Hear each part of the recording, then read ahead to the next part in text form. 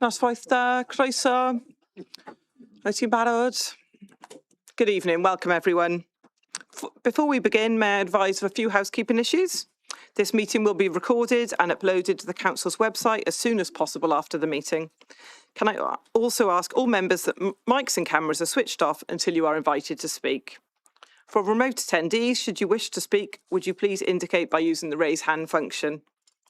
For members present in the chamber who wish to speak, please raise your hand physically, and when invited by myself to speak, press your microphone button once. Please also ensure that all debate is raised verbally and not via the chat function for the sake of the recording. With regard to voting on recommendations, if there's no dissent, I will accept the silence as agreement. If an electronic vote is called for during the course of the meeting, then advice on how to participate will be provided. Agenda item 1, apologies for absence. We do not have any yet. Does anyone have any apologies? Great. Agenda item 2. Oh, sorry. Councillor Hennessy? Okay. Declarations of interest. I think Vicky has got some of these to go through. Thank you, Chair. Yes, we've had several declarations of interest received into democratic service.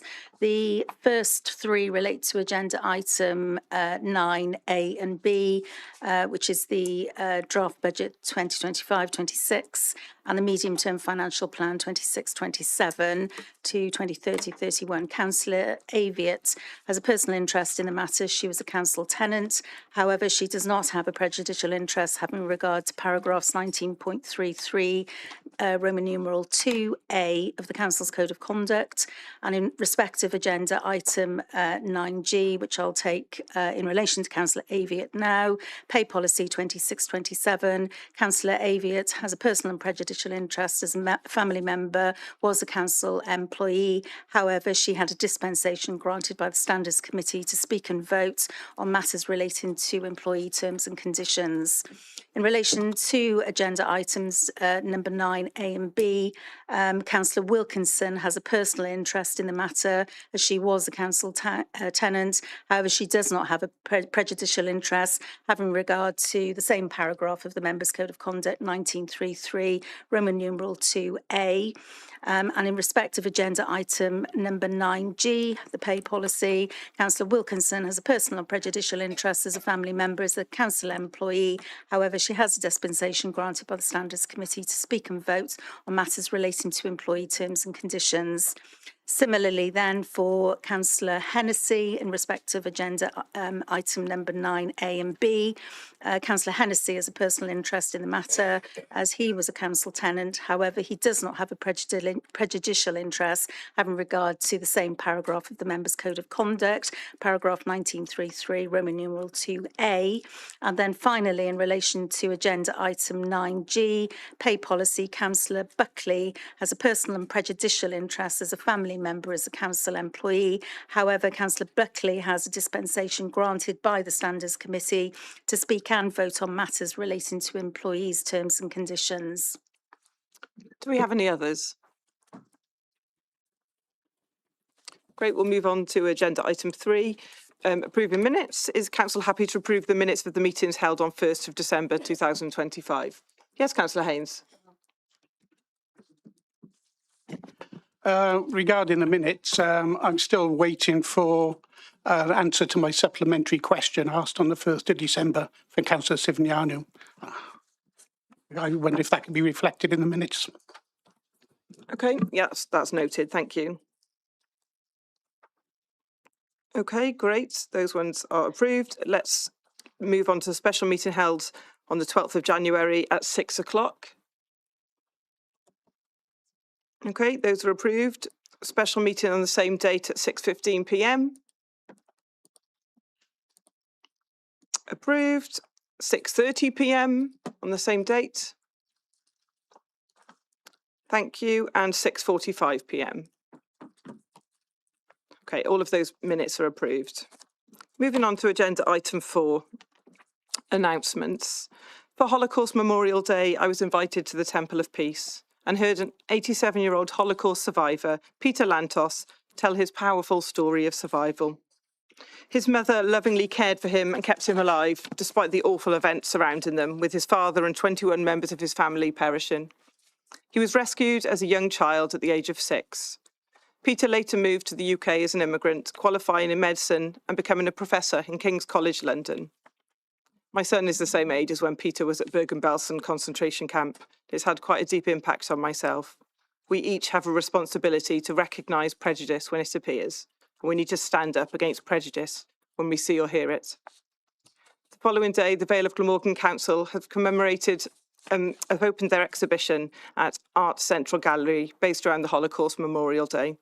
And they've had this exhibition based around this for almost 20 years. The exhibition this year is by Richard Bowers and is an immersive light, sound and sculptural exhibition. And I was really pleased to attend the opening and highly recommend a visit. Earlier in the year, I had the pleasure of a visit to Vision 21 on Cyngor Road, who provide training opportunities to adults with learning disabilities. I visited the woodwork class and the crafts class, and I've never encountered such enthusiasm. The staff and trainees were so engaging at showing me the work they produce. Go and have a look at their wares on their website to support the charity. And I now have a lovely wooden wishing well in my garden. Last week, I attended the Clothes Bank in Llantwit Major, which is run by such a hard-working group of volunteers. They had a special family event where anyone can fill a bag of clothes, baby equipment and toys for only £2. I was particularly impressed to see that people attending were clearly comfortable and pleased to be there. And the atmosphere was positive and open to anyone. So if you have any good quality clothes, please think about donating them. Leader, I hear you have announcements. Yes, thank you, Mayor. I felt that it was opportune that this could potentially be the last council meeting for, under the current situation, as we only have a certain number of people declared, of 6 of our members who have put themselves forward to stand for the Senedd. And I just wanted to say on behalf of the council that wherever you end up after the May's election, we wish you well, and we hope that you never forget the value of local government. Thank you.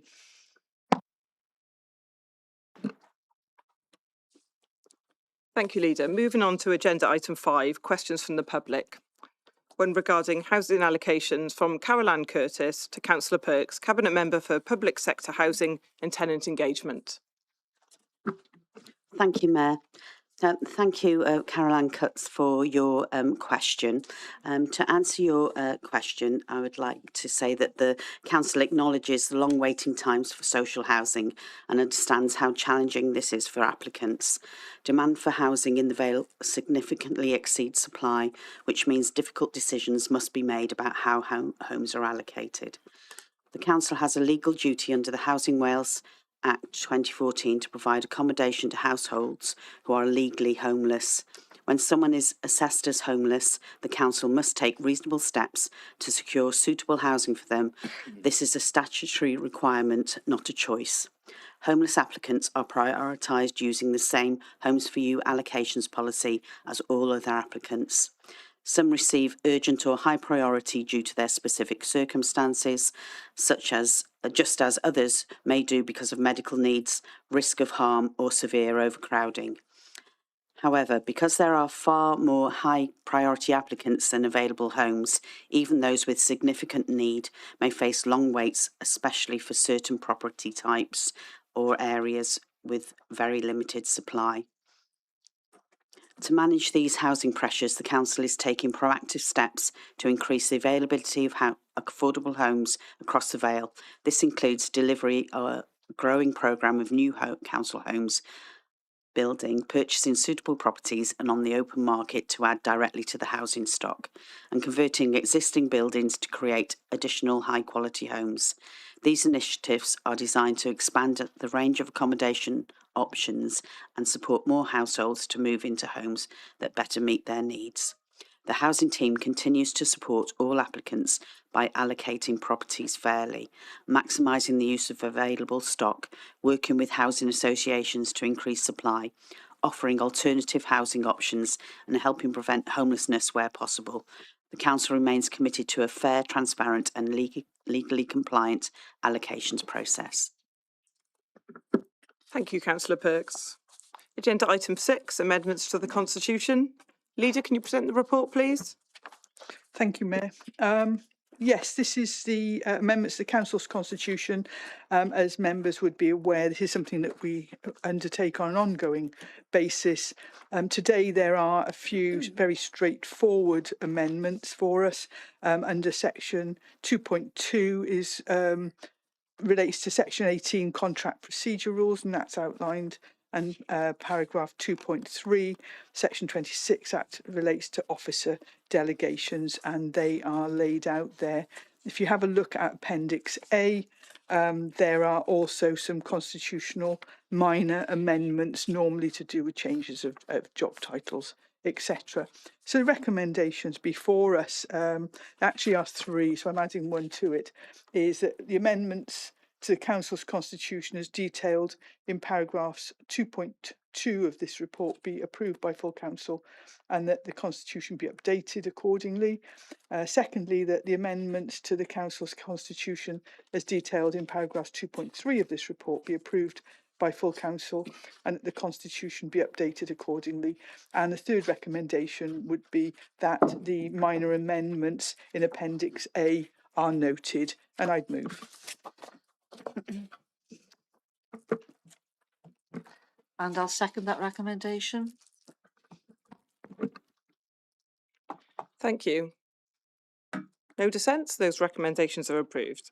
Agenda item 7, Democracy and Boundary Commission final recommendations. This item also relates to agenda item 9E, which is referenced in this report, so they will be taken together, if that's okay. Leader, can you present this report, please? Thank you, Mayor. Yes, they refer to each other, and actually item 9E is the reference from Cabinet when it was discussed there. As we are aware, there is a responsibility to or requirement to review electoral arrangements for each principal area in Wales every 12 years. The Commission commenced the electoral review for the Vale of Glamorgan on the 5th of June 2025, and they published the final recommendations on the 29th of January 26.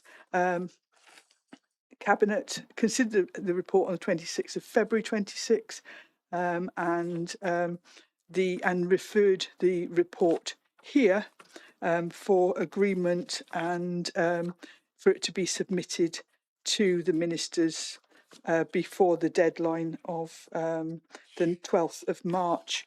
If members or anyone else for that matter has any amendments that they wish to make, they should be sent direct to the ministers also by the 12th of March. So the recommendations that we're looking at here are recommendations 2 and 3 in the reference from Cabinet, and that's that Cabinet recommends, or to full Council, that final recommendations be accepted and this be conveyed to Welsh ministers in advance of 12th of March, and that the report is referred to full Council for consideration. So I would move that this is accepted and that we have considered the report. Happy to move. And I'll second that recommendation. Councillor Johnson. Thank you very much, Mayor.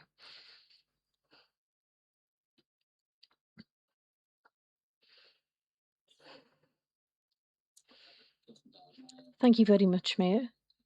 And thank you also to the leader for attending this meeting tonight and bringing us a report from the Boundaries Commission.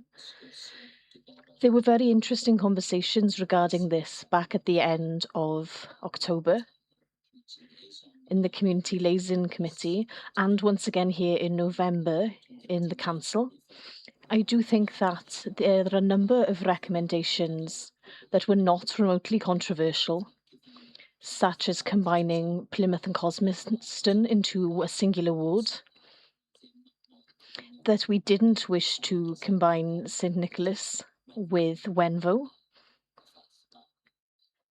and the fact that suffragette would be split to become one more urban ward and one that included areas to the north, including Penllyn and Llansannan, Ystrad Owen and so on.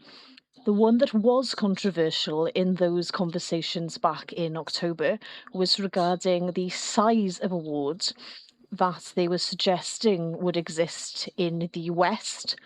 And I think the commission has listened to those comments that was made by many of us that it was going to be simply too big as a singular 3-member ward, all the way from Wick and so on, extending towards the north of the county, up in Ruthin and around that area.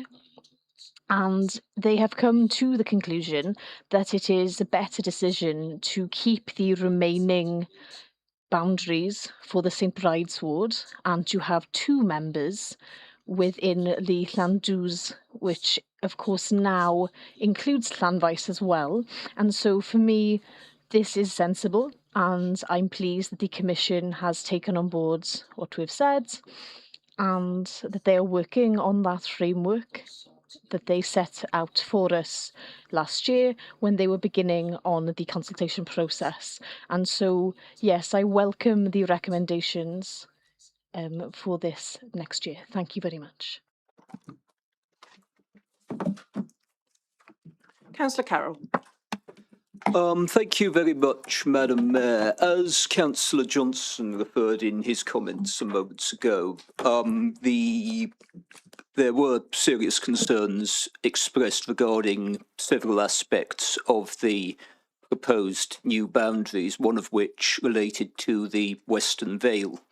If I may draw members' attention to the contributions that I made and that Councillor Cave made in that meeting as well, we expressed several concerns regarding the size of that ward and the impracticalities of a ward of the nature proposed. We submitted counter-proposals and we welcome the Boundary Commission's changes in their final recommendations, which do represent an improvement than those that came before. We do, however, remain concerned with the proposals overall. We think that a lot of this was the result of the community review, which doesn't best serve communities across the Vale of Glamorgan. Given that the report and its recommendations before us this evening would constitute approval of those proposed boundaries, were we to vote in favour, our group cannot support this item, and so we shall be voting against.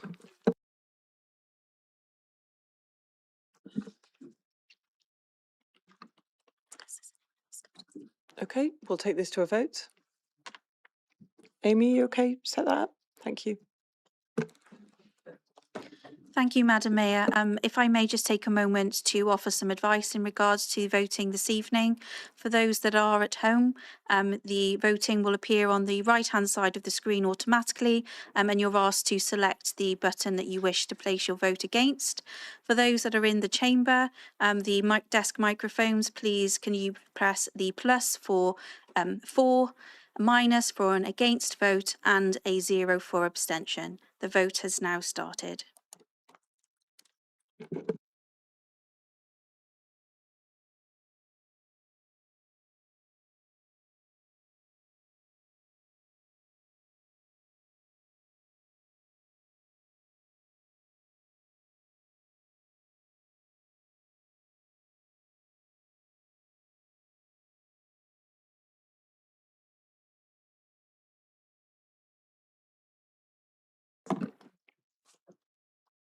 Thank you, Madam Mayor. The vote is now concluded. That's 38 for and 15 against. So the report is carried. Great, that's approved. Thank you. Just wait for that to come off the screen. Thank you. Moving on to agenda item 8, non-domestic ratepayers consultation. Leader, can you take us through this report, please? Thank you, Mayor. Yes, this is basically to comply with the statutory regulations. We consult with non-domestic ratepayers every year.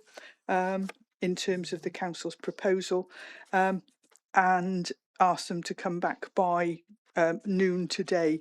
If there are no representations, then we note the report.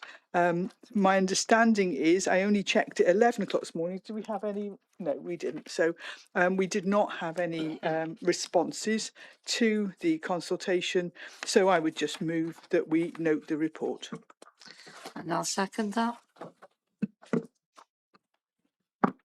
That's great. It's noted that the councillors have had no consultation responses. Moving on to agenda item 9. We're going to take 9A and 9B together. Proposals from the Executive in relation to the Council's policy, framework and budget. Draft budget 26-27 and medium-term financial plan 26-27 to 2030-31. And also the budget 26-27 and medium-term financial plan 26-27 to 2030-31 supplemental report.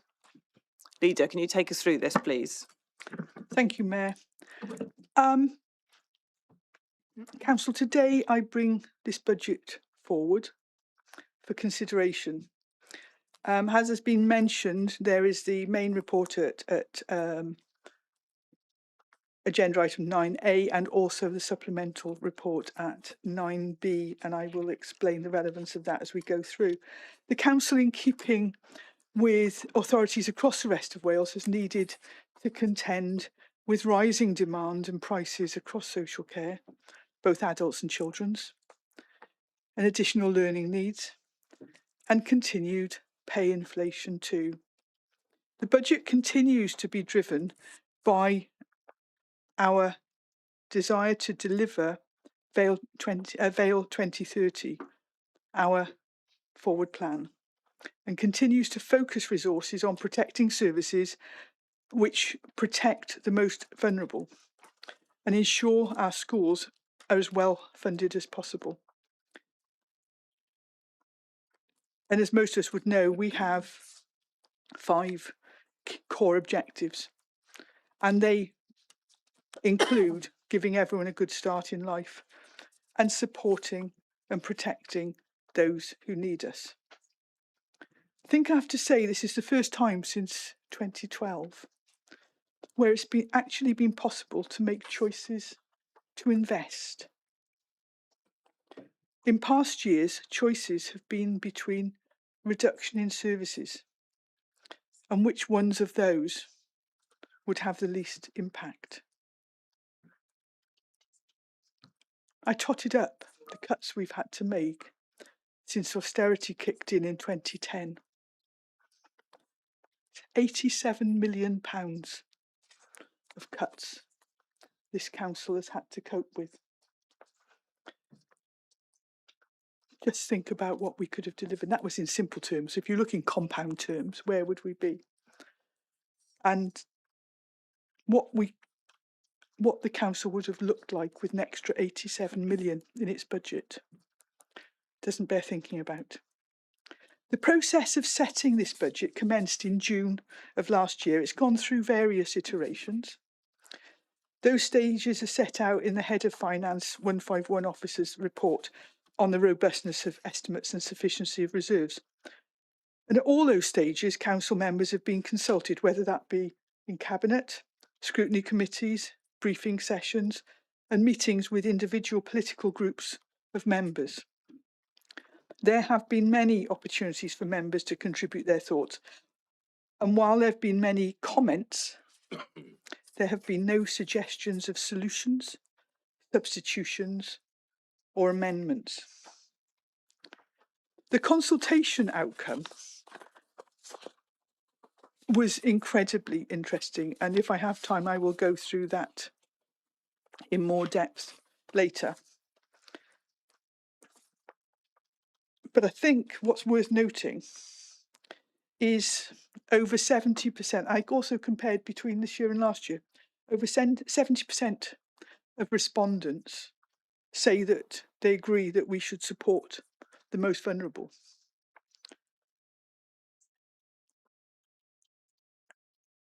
That as normal, there was a majority against a council tax increase in both years. But actually there was a lower level against a 5.5% increase this year than there was last year.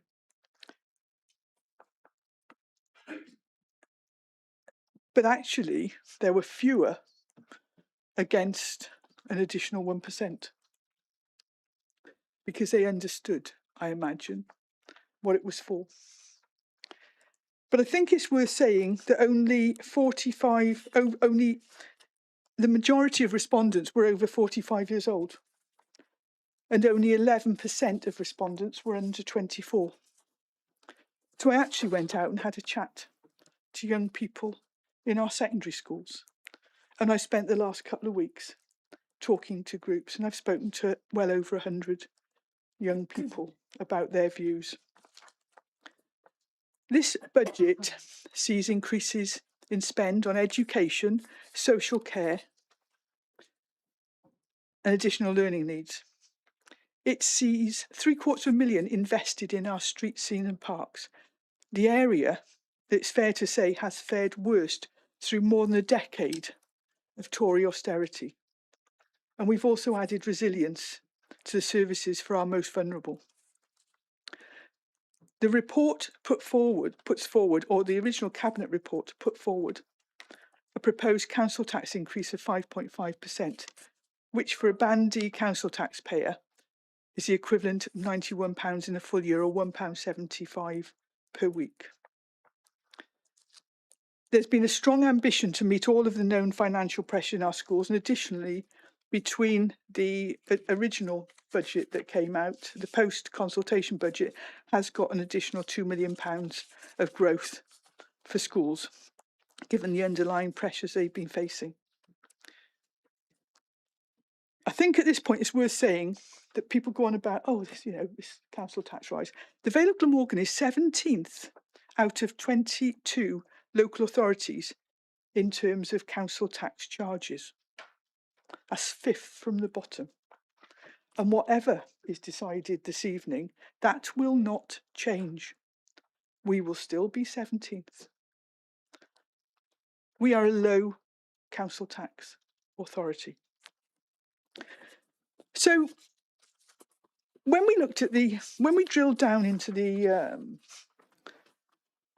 consultation responses, there were questions to be asked. Why were fewer people out of the same sample saying that they were against the 6.5% increase? So as I said, we went off and talked to young people about it. And it was quite interesting. They were hugely insightful. And they drilled down into the detail. They wanted to know the economic impact. They wanted to know the environmental impact. Even those living in Barry recognised the impact of public transport on their colleagues in other areas of the Vale. They knew about cost of living, but they also knew the value of youth provision. And they knew what having youth workers available to them and also in their school could do to help them. Which is why we brought back the original additional 1% that we had suggested in the draft budget. That is why there is an additional recommendation in this final report. The supplemental report at 9B actually lays out what that 1% would do. It lays out the details of the youth provision, and it lays out the draft details of rural services, but I will let my colleagues go into those in details. So before us today, if I can find the right page.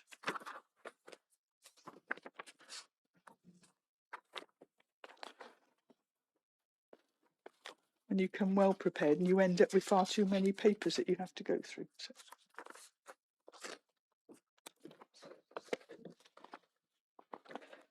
So the recommendations that have come today are, we'll first of all take the recommendation 3, So we'll deal with the 6.5% increase first. And that is that Cabinet further resolves to increase the council tax by an additional 1% to enable ring-fenced investment in new services and rural transport, with supplemental information to be produced to accompany the report for consideration by full council on 9th of March 2026 to outline the relevant necessary additional information for members to debate and reach a decision on a revised budget with council tax set at 6.5%, with the final decision resting with full council. So on that basis, I would move that recommendation approval of a 6.5% council tax. We can take a vote on that. If that is not passed, we will go back to the 5.5%. And then subsequently that Cabinet recommends that full council approves the budget for 2026-27. And I'm happy to move that.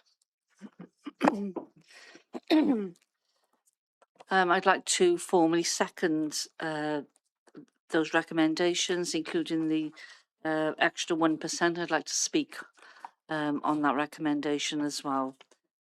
I think we need to cast our mind back around about the bus services, and we've got a 0.5% in there in this extra 1%. So half of that would be for rural bus services. So if we cast our mind back about 2 years ago, when we did set the budget, then we put in an extra 0.5% at that time to help support the supported bus service grant that it obviously wound up because that was actually implemented to support our bus services and to support the bus companies during COVID. And it was kept going then for several years after that. So we made a conscious decision, and everybody in this chamber was in full agreement with that, with supporting an extra 0.5% for to replace our supported bus grant. And again, that was for rural bus services.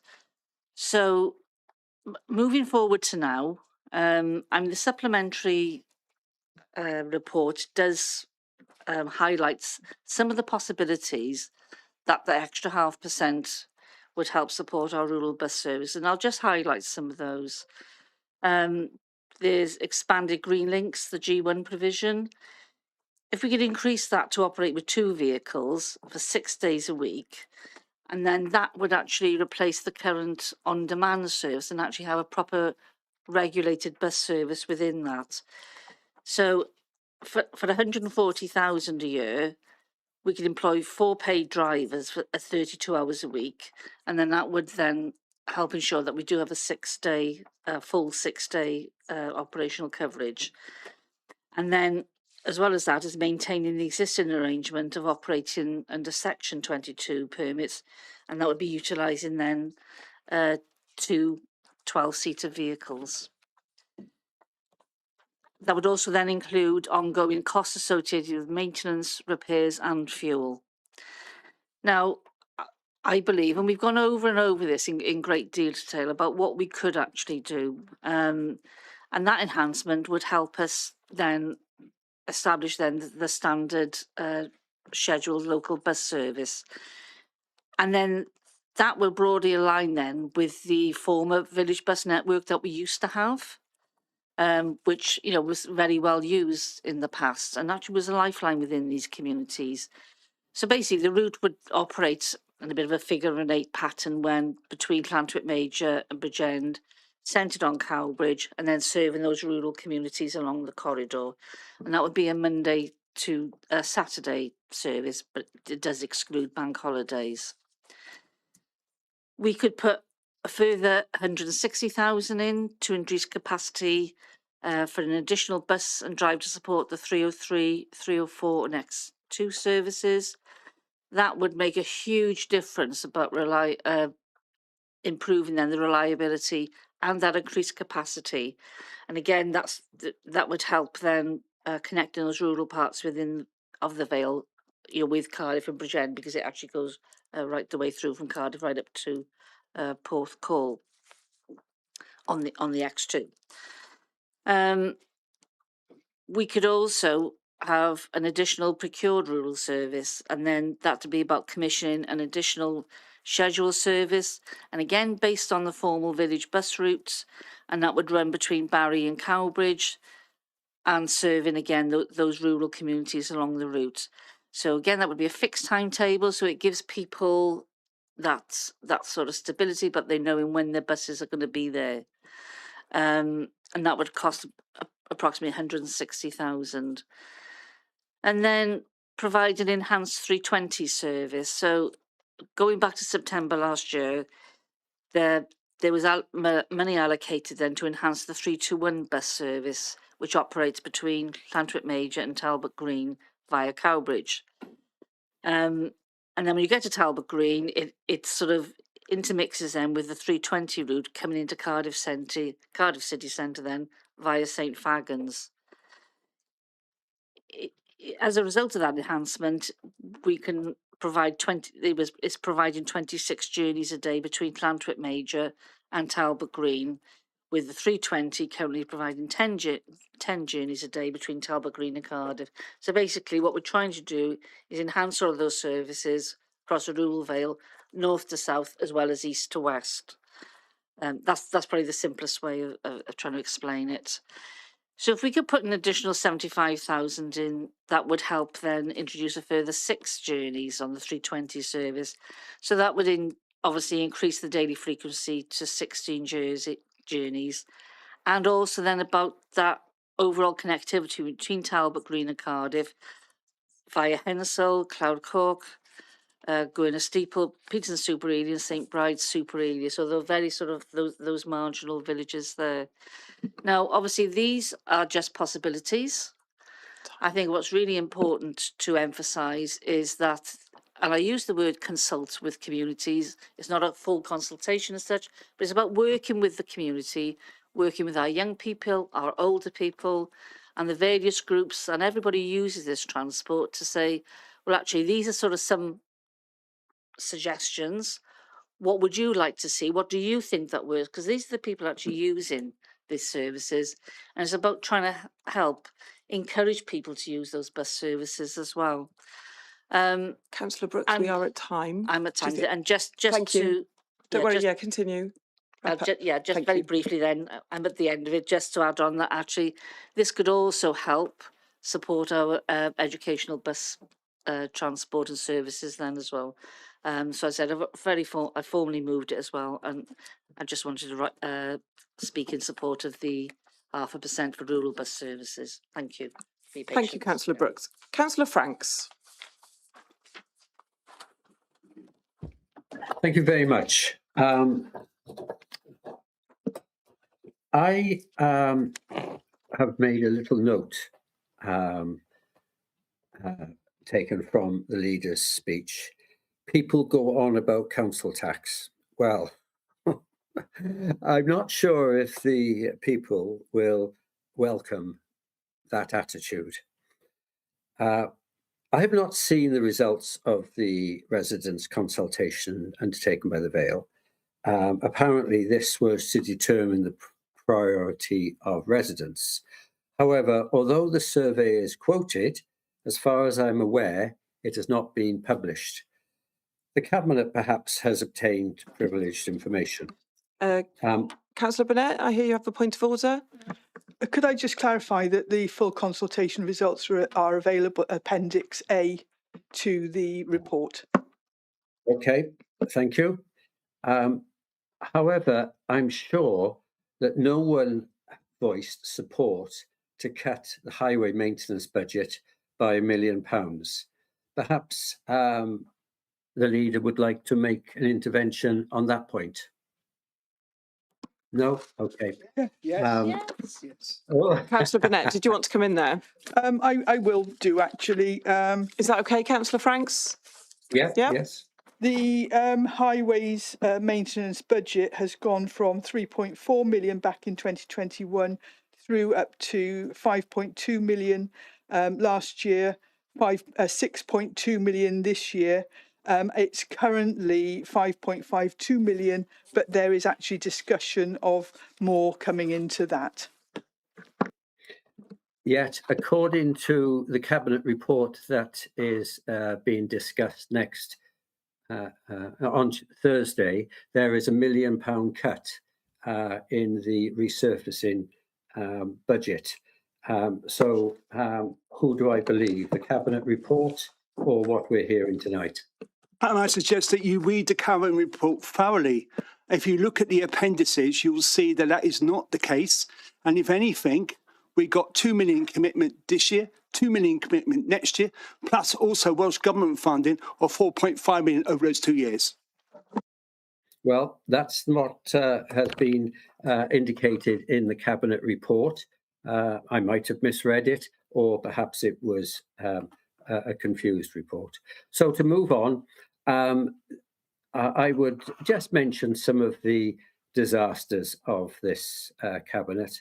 The bus station with few buses, the introduction of coastal car parking charges that had to be withdrawn, the aqua park at Cosmeston, which, although was apparently a great success, we're not repeating it this year. It was so good. And then we have the purchase of the Wilco site in Holton Road, but I'm not aware of a clear purpose of this purchase. Now, I remain to be convinced that the highway budget will be adequate. The resurfacing contracts were cancelled at the last minute in the autumn, and the story is that the budget was simply... Councillor Franks, we have a point of order. I have another point of order. Please, could you tell me how they were cancelled? That is news to me. And why haven't you shared it to me before, Councillor Franks? Is this a point of clarification? It's a point of order, because I think it's actions. Councillor Franks, can you explain what you were discussing there again? What I'm referring to is, for instance, and this is just an instance, that roads in Southwark Park, Dinas, Powys, were to be resurfaced, that signs went up, advice letters were circulated, and then at the very last minute, these roads were not resurfaced, and they may be resurfaced in the new financial year, but who knows? So I don't see how there's room for confusion in this instance. The signs went up, the letters went out, no work was done. This to me indicates chaos at cabinet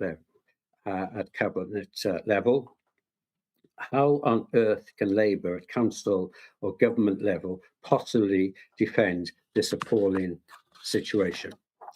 Now, I was very pleased to hear the leader confirm that extra funds would be given to schools, but there is a crisis brewing.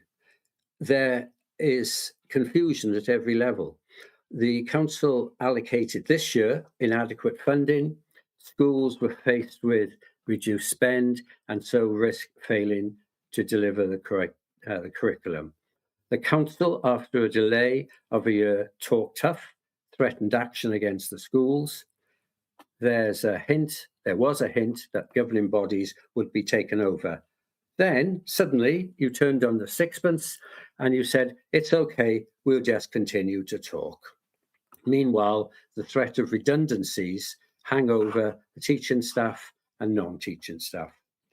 On the 16th of December, at the joint scrutiny meeting, I asked what assistance could schools expect to receive and how effective would the help be to manage the budget. Can you start to wrap up now, Councillor Franks, please? You're at time. Okay. Thanks.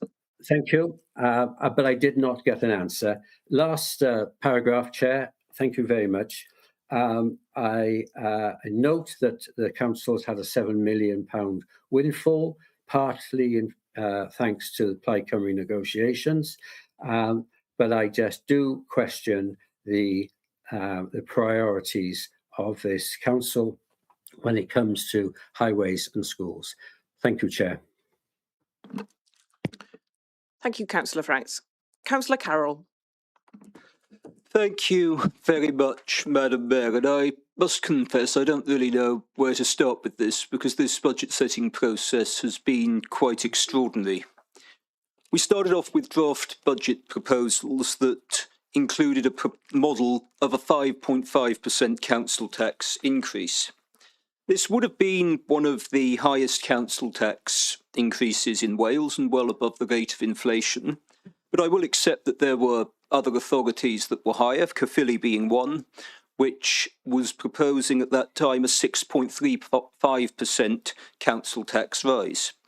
But it appears as though this authority did not want to be outdone, because tonight's proposed budget includes proposals for a 6.5% council tax rise. And to add further context, Madam Mayor, the council received an above-inflation revenue support grant increase from the Welsh Government. Now, the leader in her comments referred to discussions that she had had with people across the Vale, and we also heard about the consultation responses. It would be prudent at this point to point out that the difference in opposition between the 5.5% and the proposed 6.5% was negligible, and one point to make is that in both instances there were a substantial and significant majority opposed to that level of council tax rise. Now, on social media over the past few days, we've seen many comments from residents across the Vale of Glamorgan setting out their views on this authority's proposed budget. And I think it would be beneficial to inform the council of some of these comments because it reflects the sentiment of residents across our communities. The first one I saw, 6.5%, so we have to take the hit to cover up for their mistakes. Another, it was 5.5% 2 days ago. What happened? I'm already struggling as a pensioner. Now this. I'm just shocked that our council tax has just gone from 5.5% to 6.5%. Can anyone tell me why? And another comment, which actually reflects some of the sentiments expressed by Councillor Franks a few moments ago. This resident said, what are we actually paying for these days? They bought Wilco for us, spent God knows how much on new computer systems as they couldn't get it right the first time, a bus depot and no buses, potholes galore, doesn't even feel safe to drive anywhere anymore with the big holes everywhere. Sorry, but you have wasted our money yet again. Now, those aren't my words or opinions, those are the views expressed by residents, and I think it's important that the council, when it determines this item, reflects on the comments that residents across the Vale of Glamorgan are making, because those are views that are held by members of the public. Now, if we were to look at the council tax, Madam Mayor, and the potential other options available, and I'm just setting these out to provide some context. A real terms freeze, which would see the council tax increase by 3.2%, which is the latest CPI inflation figure, would require a £3.741 million drawdown from the reserves to balance the budget. Now, the Vale of Glamorgan general reserves are projected to stand at 11.268 million at 31st of March this year. To compare to a neighbouring authority, the General Reserve in Cardiff stands at £14.255 million. And to provide context, Cardiff has a revenue budget almost 3 times the size as this council does. Now, obviously, it's not prudent or possible to take money from reserves every year, because they are one-off expenditures and you need to support the base budget moving forward. I accept that. But it is worth considering that reserves could be used to ease financial pressures given the difficulties that residents are likely to face in the coming weeks and months owing to global factors that are taking place. And when the leader and other members refer to other services that they wish to fund, then perhaps savings or waste could be identified elsewhere within the budget, and that could be used to fund things rather than placing the burden on council taxpayers. So, to conclude, Madam Mayor, I cannot in good conscience support the inflation-busting council tax rises proposed within this revenue budget. It is a sign of incompetent financial management from this administration. It's not something that our group can endorse, so we shall be voting against. Councillor Johnson.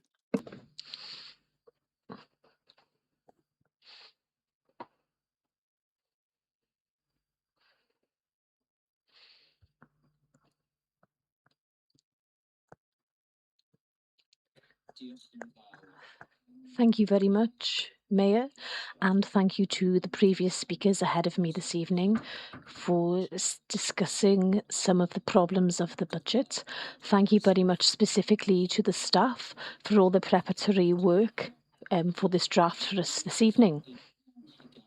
I was very pleased to have an opportunity to discuss the detail of the draft budget in February through the Joint Scrutiny Committee. Everyone who was present at that meeting was surprised by the fact that only Plaid Cymru and Labour members asked questions about the details of the revenue budget and therefore about council tax. It's a bit of a surprise for me then to hear the leader of the Conservatives, even though I am not going to support the budget either, no surprise, but to hear him, the leader of the Conservative Party, come here tonight and explain having not come to that scrutiny meeting. I think that speaks volumes about that party. I also noted that the leader of Reform was not there either on that night. They had an opportunity to ask questions publicly and to discuss the budget, and they didn't take that opportunity. And so for their sake, I will repeat some of the comments from that evening. The Vale of Glamorgan Council benefited from a significant sum, 4.3 million, due to a deal made by Plaid Cymru with the Welsh Government. After strong lobbying also by the WLGA, this is additional funding mainly for education and, of course, social health. I can't hear Ian anymore. I can't hear.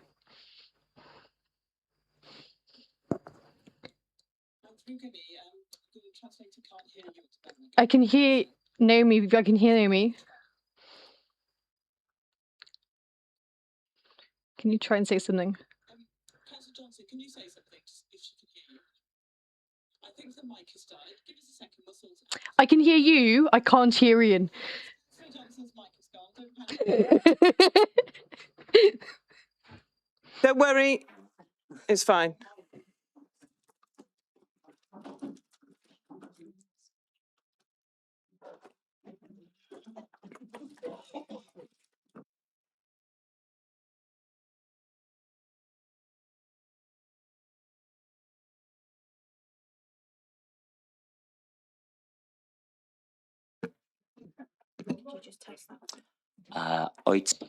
And can you now hear me? Can the interpreter hear me? Yes, great. I'm sure there are gremlins in the system, but they won't stop me from making the argument that I'm attempting to make now. The leader mentions the lack of ideas from others, but I think that 4.3 million is enough of a contribution to this conversation. And so the EPR scheme, the new one, also adds millions per year to the budget. And so there's no need for cuts of the kind that we have seen over recent years. But despite all the extra investments I identified and noted, the council tax increase suggested by the Labour Party and Llantwit First is amongst the biggest I remember seeing on this council through the entire austerity period. I think 6.7% is what it was a couple of years ago. The leader disagrees, and she'll be able to point out which were greater over the last 15 years. I'm not opposed to the extra spending, but it's noted that many of the ideas for investments are simply a reversal of previous cuts. During the scrutiny committee, I asked for more information about the additional services suggested by Cabinet, and no details were available at the time. I welcome the additional paper explaining the potential expenditure on services, but I am concerned about the kind of tax where the Cabinet chooses a small number of topics to support, but without the confidence to present them as a core part of the original budget. What's to stop other parties in the future from engaging in consultation of a similar kind and making the choice in the opposite direction, offering a consultation regarding taking money away from elective sectors they dislike and claiming support for this in the same way. Very broadly speaking, it doesn't strike the right note to me in the current circumstances to raise council tax by the level suggested here tonight. A deal will need to be struck that balances expenditure on services with expenditure charged per household. And if I were a cynical man, I'd say that the level of increase this year is intended to raise the baseline before a smaller increase next year, just in time for the council elections. I also note Labour's promise regarding buses that they stated a few months ago and has just been introduced. People do tell me that I am cynical, and perhaps a long term in politics will do that to somebody. So, Mayor, I applaud Plaid Cymru's work in securing additional funding for this council, but express my disappointment that the Labour and Llantwit First Cabinet are going to go ahead with plans to raise tax levels significantly above inflation despite of this. Therefore, Plaid Cymru will vote against the budget tonight. Thank you so much for listening. Diolch i Nona, eto. Councillor Ewan Goodjohn. Thank you, Madam Mayor. I thank everyone else for contributing today. It's a shame we did not have more of these contributions from certain members during the scrutiny meeting, as pointed out previously. It was asked what this council tax rise is for. If I can talk to you about the papers that you've received. An 8% rise in overall investment and spending in the council. And I'll tell you exactly what that goes towards. 10 million of that goes towards schools and education, including youth services. That's 2 million more than the base increase that you would typically get for schools due to the deficits that we've seen in recent years. 8 million of that is going directly to social services, and 1.5 million of that is going to environment and housing, including the Pride in Place money, which will significantly improve our town centres, and the rural bus support and rural transport support that we've already heard talked about by Councillor Brooks. The rest of that is going to pay and policy, etc. And I think it's important to note that this is where council tax money is going. People ask, where is our council tax money going? It's going to our most vital services. It's going to support our schools, our social workers, the people on our lowest incomes in the public sector, our teachers and youth workers, these people that we care about and see on a daily basis. The consultation was mentioned. I want to ask how many, the results were published absolutely in the cabinet papers, how many below the ages of 24 responded? It was 3, and I was one of them. I think it's important to note that young people don't engage in consultations in the same way. And when we're talking about youth services, which is where £530,000 of this money is going towards to support our youth services, their voice gets drowned out by those that pay the most council tax and nothing else. Our most vulnerable don't respond to consultations, they respond to meaningful engagement, and that's what we have to do. And the general fund, to just fund from the general fund and not cut anything and cut the rise in council tax is the most irresponsible thing I hear from Conservatives all of the time. Every single year you come back here and say, just cut reserves. Well, that's if you're in administration, where does that get you if you just cut from reserves every single time? But really, I want to talk to you about the £530,000 to youth services because it's so important, because SPF funding, as many of us will know, is being cut from our youth services this year. And half of that money will go to supporting and keeping our youth workers directly within schools to prevent those young people from becoming not in employment, education or training and losing the opportunities available to them at the start of their lives.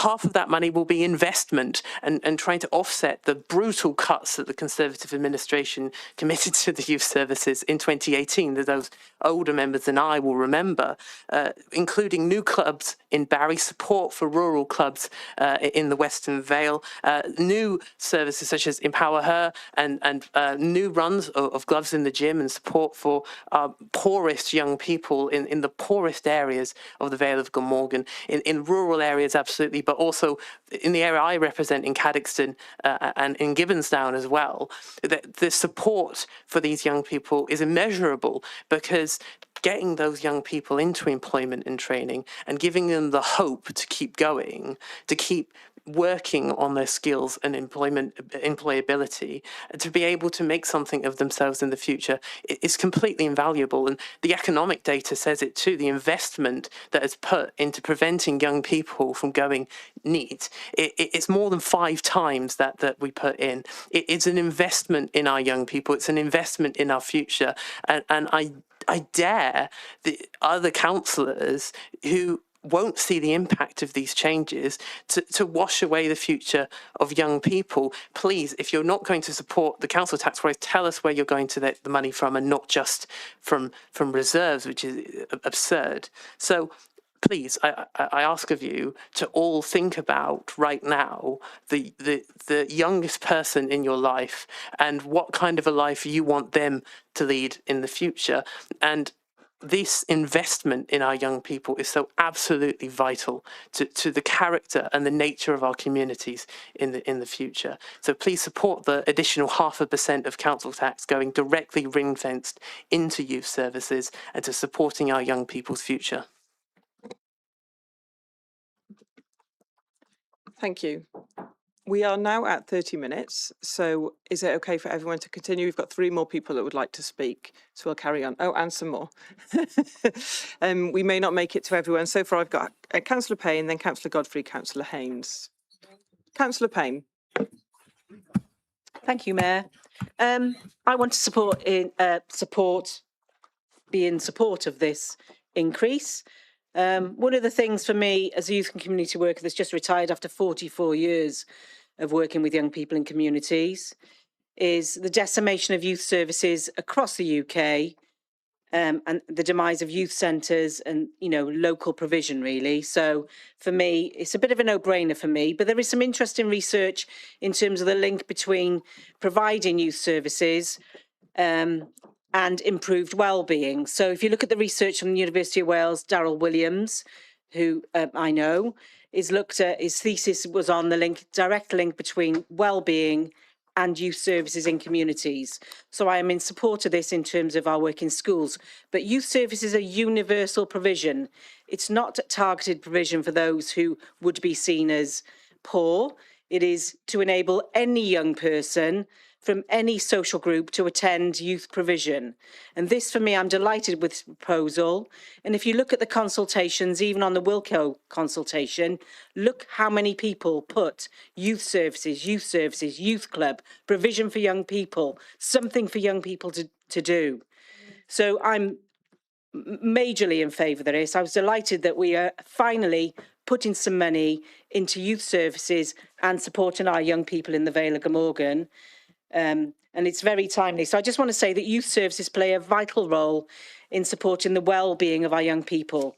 They provide safe spaces where young people can build confidence, develop friendships and access trusted support from youth workers through activities, mentoring and community engagement. Youth services help to improve mental health, reduce isolation and equip young people with important life skills.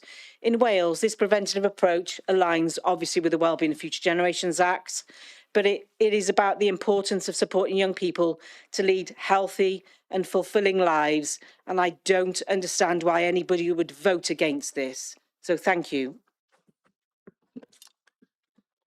Councillor Godfrey. Thank you, Madam Mayor. Further to the comprehensive report that was in the Free Glamorgan paper over the weekend, I've been contacted by a number of residents who were a bit concerned because they had no idea a consultation taking place and were asking me why they weren't informed. That's one question. I've also done a little bit of research over the weekend, and I note in the 2021 census, there was 131,900 people living in the Vale of Glamorgan. I can imagine that's substantially increased since then.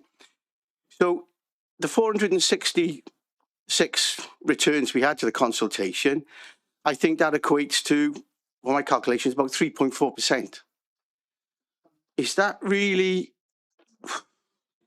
justification for that sort of number, to go forward with saying it justifies that we can add another 1%. You know, I think that's a very small proportion of the population in the Vale of Glamorgan, and I am concerned by that.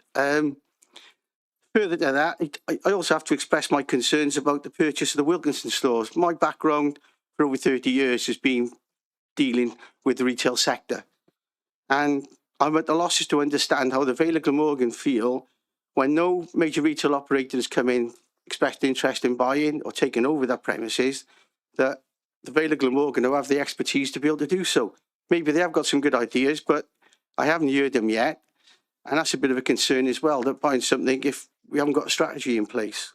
And I'm continually met with, from residents, not myself, residents on a regular basis when canvassing, why are we paying more council tax when we're getting less services? Thank you. Councillor Haynes.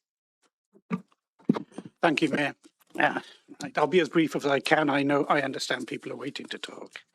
Now, we're being asked to approve another increase in council tax for the residents of the Vale of Glamorgan, and a rise of 5.5 rising to 6.5 if the additional levy is agreed. Now, this is a time when families are struggling with the cost of living, rise in energy bills and increased mortgage and rent costs.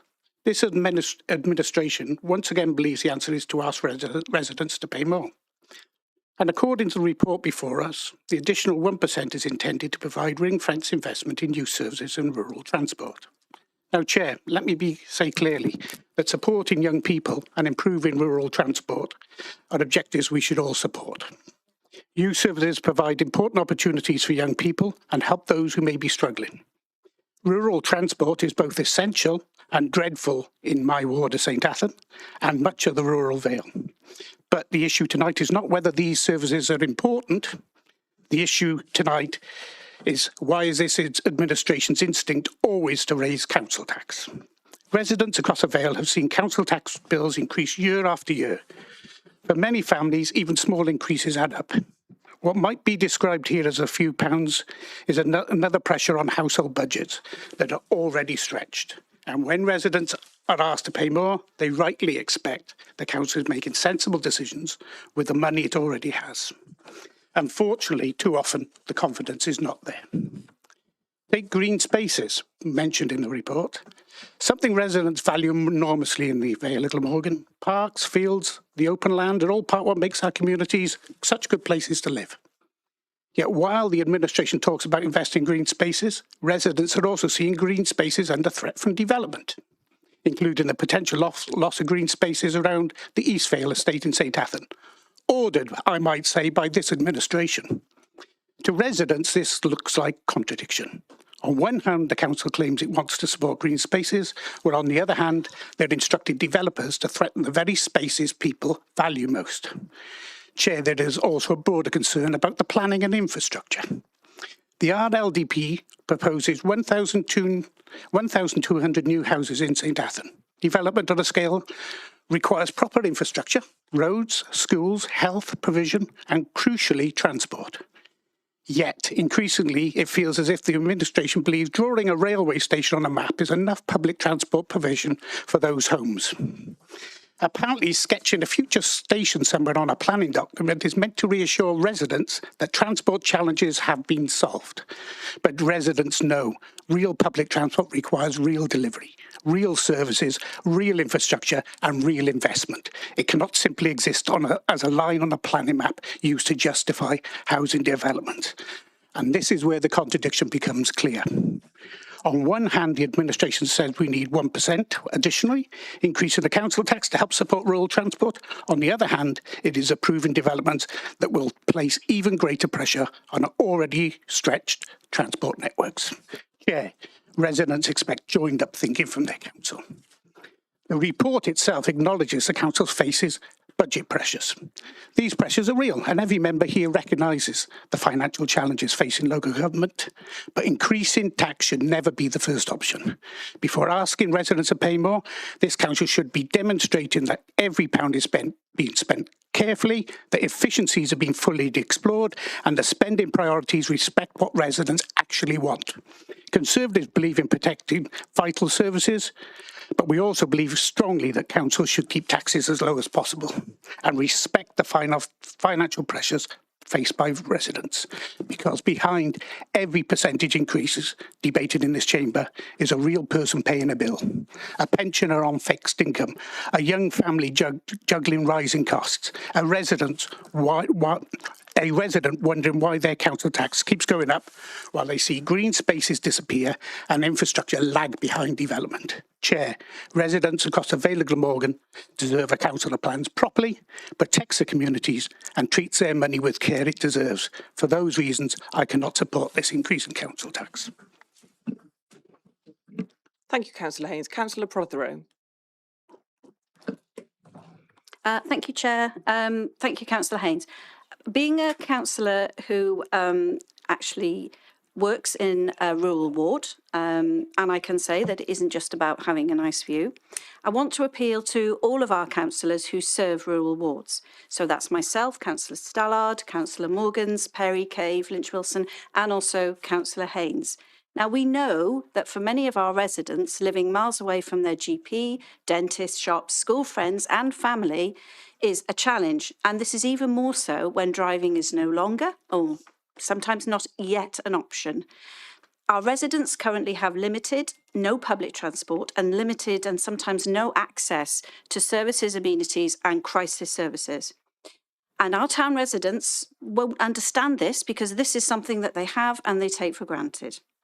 This proposal for an investment in rural bus services and additional youth services, and I've been assured that this will include support for our volunteer-led rural youth clubs and potential formation of additional youth clubs, it's essential for our residents. Now, I understand that this additional percent equates to 32 pence more a week on our council tax. And I also understand that to ensure these monies are ring-fenced, the decision to ask council to consider this separately to the draft budget has been taken with fairness in mind. So this being the case, and I very much hope that council, and especially all of my fellow rural ward councillors, will support this investment for the benefit of our residents. Thank you. Thank you, Councillor Prothero. Councillor Penn.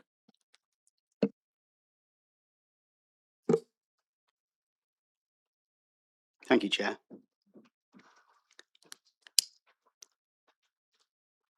It's just not serious, is it? To talk about how we fund our services, promising to cut council tax at the same time as promising to increase funding. It's just not serious, really. We've members in this chamber who have spent the reserves many times over to fund cuts to council tax with no clue of why we have reserves. Truss's disaster as PM proves why we have reserves. Being honest about funding, being honest about the alternative cuts is serious. What's your alternative? There never is one. It's just default opposition.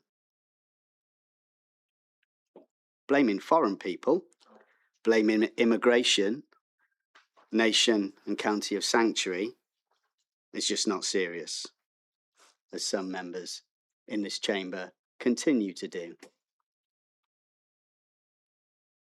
Default opposition. It's just not serious, is it? 14 years of Tory austerity, the continued impact on our budgets and the UK economy of Brexit. Ignoring these, it's just not serious, is it? Thinking the council tax is immune from inflation and cost increases as we all are, it's just not serious, is it? Investing today in our bus services, youth services, schools, social services, housing, infrastructure, and our residents is serious, and I'll be supporting this budget. Thank you, Chair. Thank you. Councillor Morgan.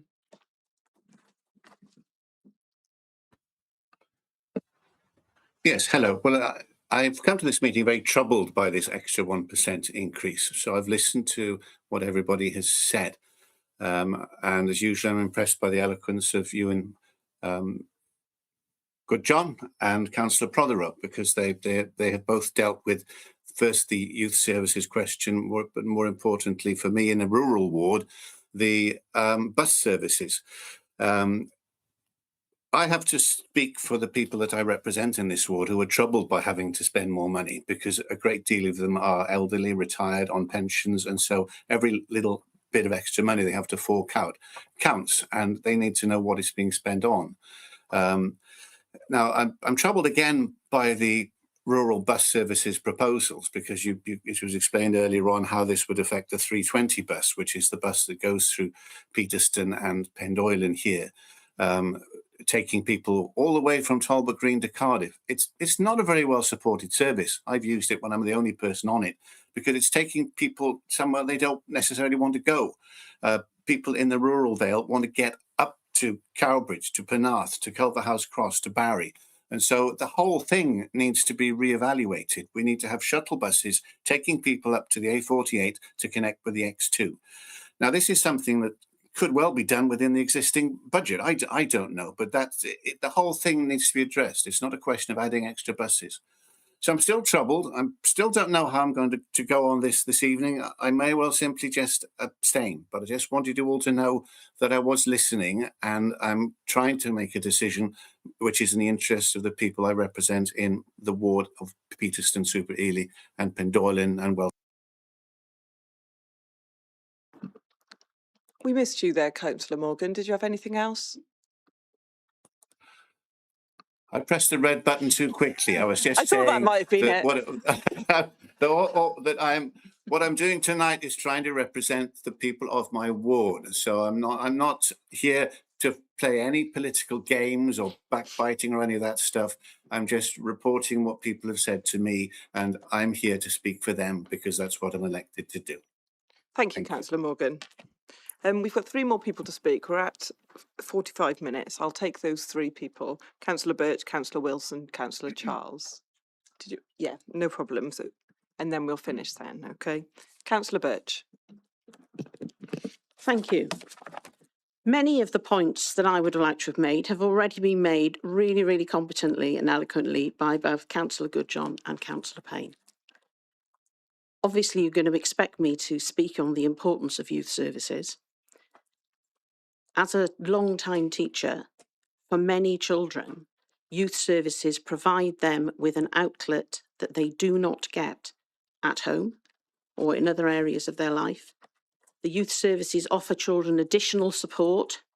Schools do a fantastic job, but youth workers are outside that official organisation, and they represent a positive, neutral, beneficial influence for young people. Youth services offer support, advice, and a wider range of experiences to young people across the Vale.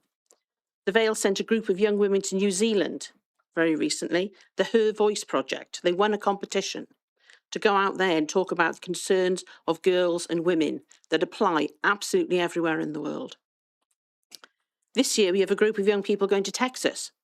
They're youth workers, looked at all of the grants available and so forth, filled in all the right forms, and they're going to go to Texas and have more experiences there that would not be available to them in any other walk of life. And these experiences for most young people are only available because our youth services are good. We would like them to be even better. We would like them to be more widespread, to offer more opportunities to more young people. It's a tribute to youth services everywhere that whenever you talk to the police force, they want to see more youth services. They offer opportunities for young people, keeps them off the streets, gives them more opportunities to access positive influences in their lives. Not all our children come from the first fantastic backgrounds, and that's nothing to do with class, anything like that. Where they live, rural or more metropolitan areas, that's just a fact of life, and we've all seen it. So the youth services can attempt to fill in some of those gaps for some of those young people. It gives young people an outlet for their energies, whether they're talking about sports, socialising. We don't actually want them hanging around outside pubs. We would like to see them somewhere that is made for them, with services designed for them, with people trained to work with them. It offers them avenues for advice on everything, whether we're talking about boxing techniques, contraception, makeup, how to deal with social media, anything you can think of that young people might not feel comfortable talking about at home or even in school, because this is a different set of adults who will have different ideas and will approach it in a more neutral way than some homes. We owe our young people across the Vale, in privileged and underprivileged areas, rural and metropolitan, the best services available. I would like to see us all supporting this increase. We all have young people living in our wards. And correct me if I'm wrong, but aren't 16-year-olds going to be voting in the next few weeks? They are also young people. When we had the Brexit vote, the day after, I was with my sixth form, and they said, why have old people voted against the interests of young people? Because they couldn't vote. And they'd spoken to their grandparents and said, look, the advantages for us being able to move around, get jobs elsewhere, even the introduction of a universal phone charger. Yeah, that was a really big thing on that for them. But we are making decisions for young people who do not have a voice.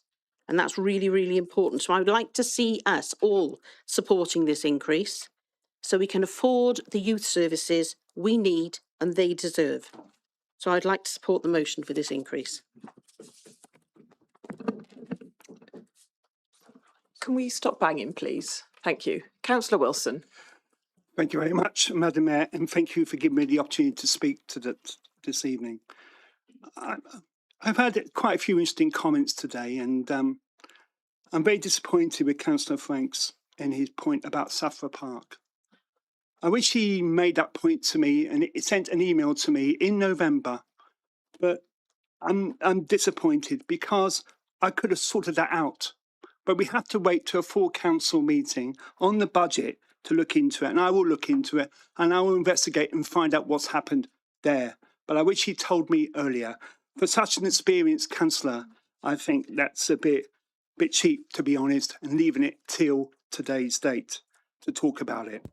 If it was such an important issue, then surely you should have raised it, Councillor Franks, to me in November, and I am rather disappointed, especially since you're on the Standards Committee as well. And I thought you would know better. Can I give a point of clarification?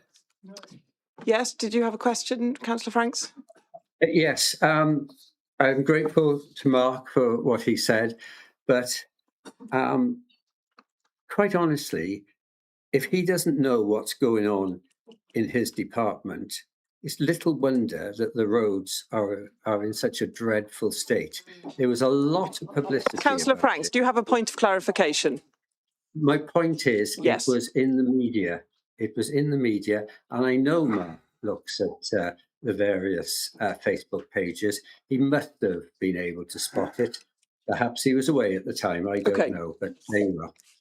Thank you very much. We'll go back to Councillor Wilson now. Okay, now a disappointing cheap point, but I will wide that out. The second point is, Plaid Cymru here have said they will oppose the budget, but haven't given an alternative.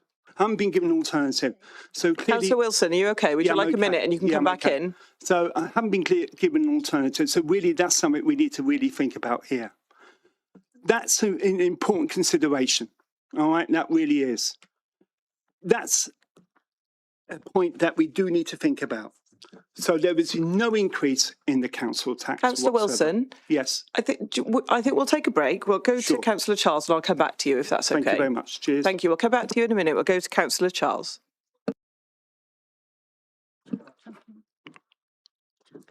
You okay, Councillor Wilson? Yeah, have a break.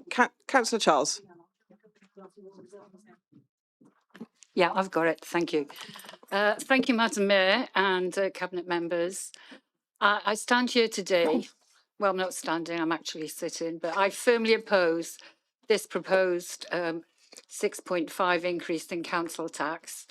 We are once again being asked to demand more money from residents who are already, quite frankly, living on a knife edge. Across our borough, households are already struggling with rising food, energy and mortgage costs. To add an above inflation, because we've already said that we want to keep it with inflation, not higher than inflation. Households are struggling with rising food, energy and mortgage costs, as I've said. To add an above inflation tax hike to their burden is not just economically naive, it is socially irresponsible. We're told that this increase is necessary to protect services, but I ask this council, where is the value for money? Our residents are paying more and getting less, and I'm just repeating what I'm being told by the residents. They see our streets becoming less clean, they see essential local facilities being closed or reduced in hours. This council has developed a habit of year after year increase without ever properly looking at internal efficiencies. They do it with consultations that feel less like engagement and more like forced consent, using loaded questions to justify the outcome they have already decided upon. When we see vanity projects and non-essential, ideological or poorly planned schemes going ahead, it is clear that there is a fat to cut. We cannot simply tax our residents out of poverty. We need to be champions of our residents, not the collectors of their last pennies. It is time to pause, look at the budget and make the tough necessary decisions on efficiency rather than taking the lazy route of hiking taxes. I urge all councillors to vote against this increase that send a message that we are on the side of the taxpayers, not the bureaucracy. And yes, we did hear right. Keir Starmer 11 months ago, Labour told us he was going to put a stop on all council tax. Yes, you heard it right. Thank you. Thank you. Councillor Wilson, are you okay? Or would you like me to move on to Councillor Williams? No, I'm quite happy to respond. Thank you very much. I'm just saying about Plaid Cymru, it's rather disappointed they give us an alternative version of their budget, because saying they oppose it, I would like to hear what the alternative would have been. Going on to the Conservatives, now you've asked for an increase of 3.2%, which is the rate of inflation. Okay, and in certain circumstances, I can see where you're coming from. But on the other hand, we have demographic pressures, enormous demographic pressures. And you've got to remember that social services increases has been substantial year on year on year. And that demographically is going to get worse and worse, because we've got a rising ageing population.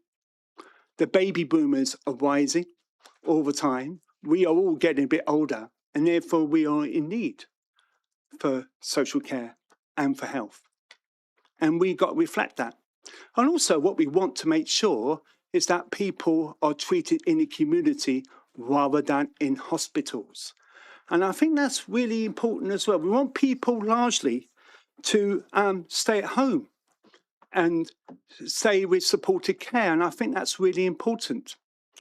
And if we make cuts to our reserves, and we continue to do that year on year, we'd have no reserves whatsoever. And we've seen the issues in Worcestershire County Council, where we've had a Conservative regime for some considerable period of time. Yet even Reform have been forced to go for a big increase in the council tax there, because year on year, the Conservatives have not really funded the demographic pressures, which they should have done. So you know, we've got to face the reality. You know, 71% of our budget goes in education and social services. It doesn't go into the other areas. But remember, these are statutory. These things we've got to provide. We don't have a choice here. in reality. And yes, I would like more money for roads, absolutely. But I also got to balance that with our needs to protect the vulnerable people in our society as well. And those people very much need our social services and in very much need an enhanced education service. Now, going back to the 1%, 1% is divided into two areas, as we know, youth service, as well as, of course, in a major area, not just youth service here, but supported bus services. Now, we had a good presentation about the multiple index of deprivation, didn't we? And one of the things it said about the rural Vale in particular was that in those particular areas, they really need connections. They need connections to health service, to the hospitals, and we want to do that. And this $500,000 will considerably help. And I'm hoping that irrespective of the political colour of the people who represent communities in the Western Vale, they will vote for this. Because we want to improve those connections between those people and our major cities where we have our hubs, and major towns like Bridgend, Barry, Penarth and Cardiff. We want to improve that. The bus is a network. I know all too well we do that. And I know the mayor's going to shut me down now, but thank you, and thank you for your forbearance. Thank you. Thank you, Councillor Wilson. Councillor Williams, this is our last person to speak. I know there's one other person with a hand up. I had said we're going to finish them because we've gone to an hour now, okay? Right, Councillor Williams. Thank you. Thank you, Chair. I don't normally speak at the meetings because I like to listen to what people are saying, and it's not just decided on tonight. When I go around my wards and around the Vale, I don't ask people what colour party they belong to. I just ask them what their needs are, what their requirements are. I'm responsible for social services, and I've been told tonight that the Vale is a failing council. I've got to challenge that because social service in particular have won awards for their work with the getting discharges out of hospitals. We've had inspections to them in the care homes. They've been excellent. We've been dealing with this budget for since last year, and it hasn't come lightly that we've come up with these points raised for the budget. And I find it difficult because I am a council taxpayer and I don't want to pay any more money to anybody. However, when I know there's a need, and not just because I want something, it's an actual requirement, then I'm going to support that. So the two things that are added to the 1%, youth services and transport, you've already heard the justifications for those, so I'm not going to labour any further. But one thing I will point out, we keep hearing the percentage, and it really frustrates me that when we've overlooked the initial start of the conversation, we're 17th as a council, 17th D-band, we're paying the lowest D-band in Wales, okay? And I just don't see why. When we ask for an increase, that won't even bring us up to the median, the middle of Wales's D-band, that you don't accept that. And also recognise that those in the lower banded difficult areas and deprived areas, they get support. So we may ask them for more money, but many of them will get additional benefits to accommodate that. So I'll leave it at that, and I hope that I didn't expect my words here to persuade people or change their minds, but I would hope they would. Thank you. Thank you, Councillor Williams. We'll come back to Councillor Burnett now. Thank you, Mayor. This has been a very long and wide-ranging conversation, so I won't go into all of it. I will provide some clarification. It was discussed about the consultation and how that justified the extra 1%. Well, actually, that's what I asked, because that's why the extra 1% did not feature in the cabinet report that we brought back immediately after the consultation, because we determined to actually do some more work on it. And that is why I've spent at least an hour, normally about an hour and a half, in most of our secondary schools, talking to young people of all ages. And they told me about the fact they can't get after school clubs because they can't get back home. They can't have a social life. What's it like for a young woman to be standing on a bus stop alone for an hour? And that's if it comes on time. But we've also heard about older people in our communities who can't access services. And it's a matter of record. It can take people 2 hours to get to a GP appointment. Is that right? And the reason why we put it as a separate 1% is that we tend to talk in terms of universal provision. And we wanted to test out the fact that 3/4 of our residents think that we should support the most vulnerable. And to say, do we cut these people adrift? Do we say that you're on your own? It's your fault that you live in a rural Vale. If you lived in Barry, you'd have 4 buses an hour. So do we say that? And the young people I spoke to were totally clear that this is a question of fairness, and it's a question of shared responsibility. And that is why in a lengthy cabinet discussion, we decided that the right thing to do was to bring it back here as a separate recommendation.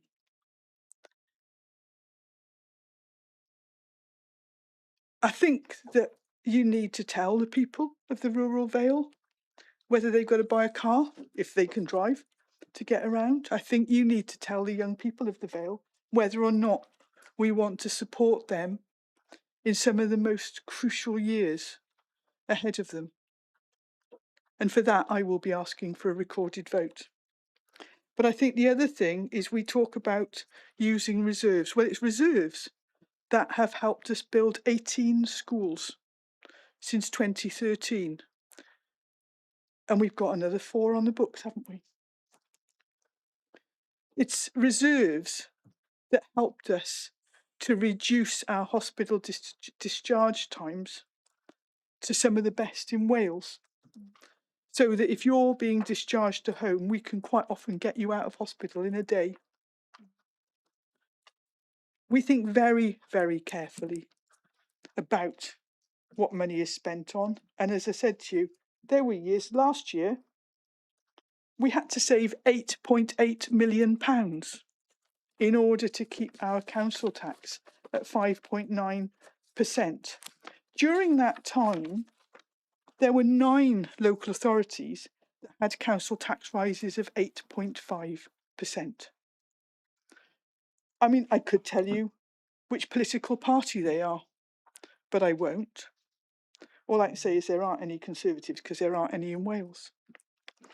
But I can also tell you that since 2014-15, this council has gone from spending £97 million a year to support children in our schools up to £151 million for the coming one. And the increases have been similar with social services. Those are our priorities. But at the same time, the services that people tell us they want, like their parks and their green spaces and things, have flatlined. What this budget does is it gives us an opportunity to say, let's see what we can do with that extra money. Let's see if we can improve people's communities going forward. Nobody wants to increase council tax, but I do say that we are still going to be the 17th out of 22 local authorities. This is not a council that wastes money. Thank you, Mayor. Thank you. We will take this to a vote. Amy?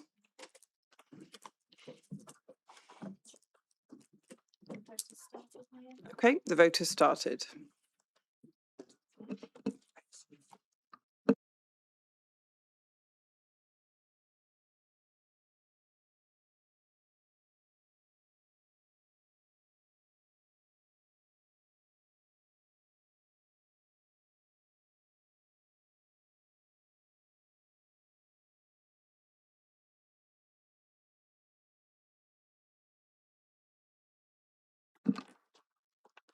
We have one person there who hasn't voted. Councillor William? Not you, Councillor Williams. Councillor William? Yeah, I voted. Okay, yeah, it's gone through now.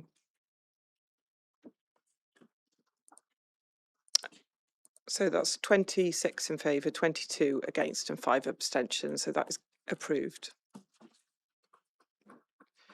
Can you share the recorded vote, Amy?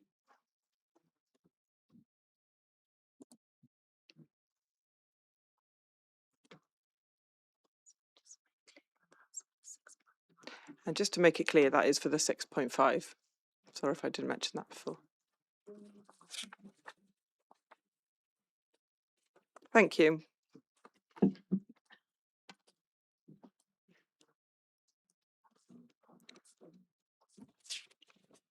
Okay, we're going to move on to 9C, which is the Capital Strategy 26-27 and final capital proposals.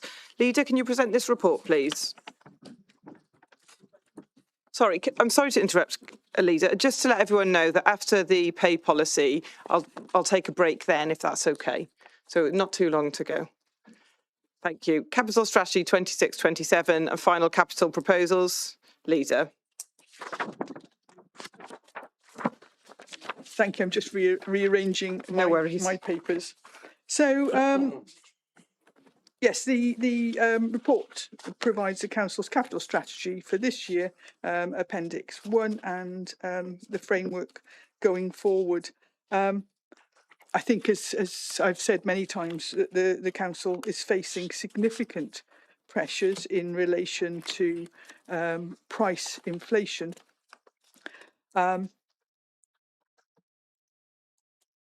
But the capital strategy itself looks at the longer term over the 5-year period. I've given you the figures in terms of resurfacing and potholes, which is a mixture of revenue and capital, so that goes on here. In terms of the programmes that we've done, there's been improvements in Barry Island, town centres, country parks, a whole range of areas that are linked in the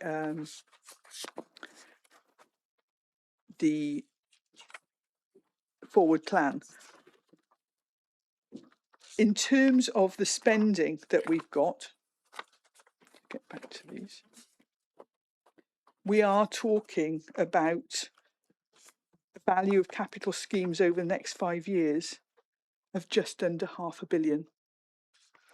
And I know that some people have looked at the scale of this year's capital programme and said, well, it's not deliverable. And I think what I would say is the one thing that we're used to at the moment is slippage, and quite often because we have to reprogram work to find out how to deliver them on cost. But as I just mentioned, having delivered 18 schools, house building programmes, infrastructure programmes over the previous years, we know that we can deliver these. As I said, Councillor Birch and I visited 2 of our schools that are currently in progress of being rebuilt. We've got another one in Sully that's just been agreed, and hopefully after Thursday's cabinet there will be another one. So our young people will have top-class facilities going forward. The report also outlines the Pride in Place Fund, the Plan for Neighbourhood Work, the Transforming Town Local Growth Fund, decarbonisation schemes. And when you actually look at it, the the money in terms of the housing improvement programme, £281 million. Again, an absolutely phenomenal outcome. We are looking forward at the Western Gateway scheme, which we're hoping will come into being later this year, and other schemes as well. There has to be a little bit of a note of caution in terms of capital programme, that the very recent conflict in the Middle East will have an impact on the deliverability of the programme if it is prolonged. There'll be an impact on oil and gas prices. Well, we've seen that overnight, haven't we? And that'll feed through in terms of restricted shipping through the Strait of Hormuz. And it'll have an impact on freight traffic as well. The council's also sought to ensure its finances are sustainable, and the budget includes a contingency provision for demand and a top-up for transformational reserves. Further, the report sets out a clear framework for addressing budget gaps across the medium term. So, having brought this to Cabinet previously, having taken it to joint scrutiny, although I'm not sure how many of us were present there, I'm assuming people must have watched it online afterwards. The recommendations before us are that Cabinet, or that full Council approves the Capital Strategy 26-27 as set out in Appendix 1, that Council approve the final capital programme for the years 26-27 to 2030-31 as set out in Appendix 2, that full Council agree that officers have the authority to via £10,000 or below between schemes that were already approved within the 5-year capital programme, and finally that full Council approves the Chief Executive and Head of Finance Section 151 officer, in consultation with the Executive Leader and Cabinet Member for Performance and Resources, be granted delegated authority to make additions, deletions or transfers to or from, and it is items 1 to 10 below recommendation 4, and I'd move. And I'll second that recommendation. Councillor Franks. Thank you very much, and I do hope Mark is feeling better now. The leader mentioned that some people questioned how the Vale Council can manage this huge capital budget, and indeed I am one of them, and I raised this at a scrutiny meeting. So can the leader remind the meeting how much was unspent and has to be transferred to the next financial year? And I think it's a substantial sum. And how confident is she, and why is she confident that the authority can manage not only the budget for next year, but also the unspent element of this year's budget? Thank you. Leader, did you want to come in there? Okay. Councillor Johnson. Thank you very much.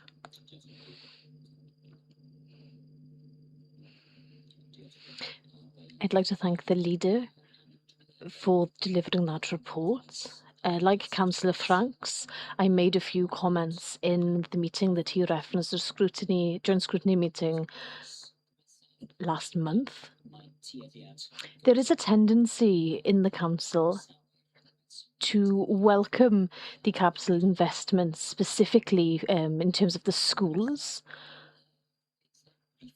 There was a strategy Treasury brief given to us when we were discussing how much stock of council houses would be invested in the next few years. And this is something that we should indeed welcome. But like Councillor Franks before me, I worry about the slippage from one year to the next and how we ensure that the plans which are on the horizon are completed. The leader made mention of the Western compound, something that I hope will come to pass this year, she was saying. Well, I remember being part of a consultation regarding this in 2017. So it's almost a decade between the beginning of the project to this potentially reaching the end. Once again, within the meeting last month, I did ask about the lack of a second Welsh medium school in the rural part of the Vale.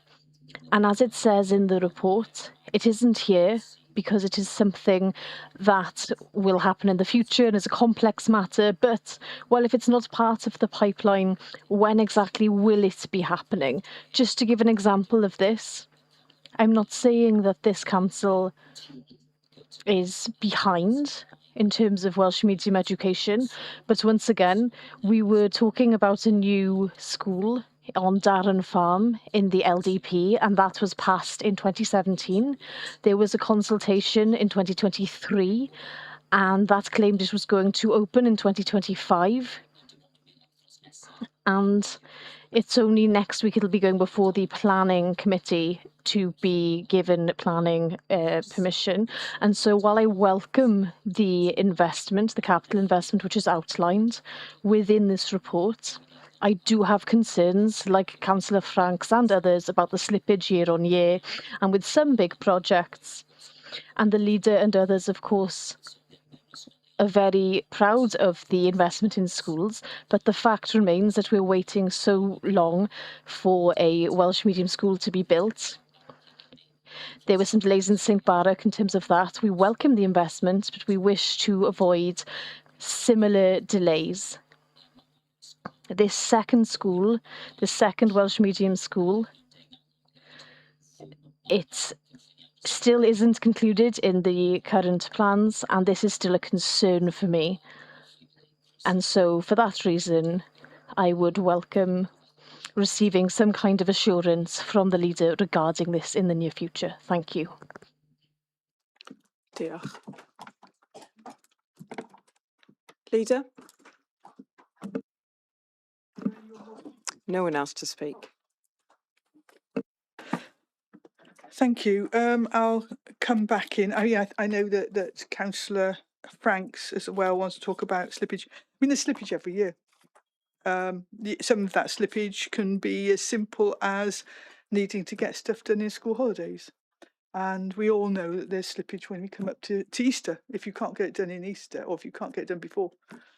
If Easter's early, then it can cause a problem. With a strategy and a programme as ambitious as this, it is essential that we have the capacity to deliver it, and within the report that is specifically mentioned. It is also mentioned that we are building resilience in terms of our project management capacity. So that hopefully will take us forward. You specifically mentioned things like council houses, the Western Gateway project. I mean, I totally agree on the Western Gateway project. I think I brought the first report in 2016. And I think where it comes down to is the desire to build an innovative scheme that replaces a semi-derelict building that is owned by a completely different organisation, and to build it at no cost to them. So we actually had to work through the finances so that the health board, who couldn't afford to build a new health centre, would actually find a way to sign up. And so there have been a few different iterations of what that would comprise as we move forward. My understanding is that we have agreement now on a way forward. So I would be expecting that to move, I hope, not too far away, but certainly in this year. I would like to see some real movement on that. I think that will make quite a substantial difference to healthcare provision in this part of the town, and also for housing. The other thing in terms of when you're looking at infrastructure that is dependent upon Section 106 contributions, then if it is slow coming forward, or if the land is not brought forward at an appropriate time, as has happened in more recent developments, where we are actually having to liaise with developers to bring that piece of land forward as part of their development, then that can also have an impact on that. And I can get you a more in-depth information on the second Welsh language secondary school, as that remains. It doesn't go into the programme until it's up and ready to go, but it doesn't mean that it's not on our list of things to deliver. I think that is about all the questions that I've had. So, but if there are any more, Councillor Johnson, if you'd like to let me know. But as I said, other than that, I confirm the recommendations. Thank you. Councillor Johnson, do we need to take this to a vote, or? Yeah, great. So, great, that recommendation is approved. Moving on to 9D, Treasury Management and Investment Strategy 26-27 and update for 25-26. Back to you, Leader. Thank you, Mayor. Yes, this is in effect a report that comes in its various iterations again from in terms of Treasury management, and in layman's terms, it is actually making sure that we manage our finances prudently, and that they remain usable as we would want them to be. I think I need at this point to thank the presenters that came to do the briefing for us this year. They were particularly accessible for those of us that need to get into the detail of it.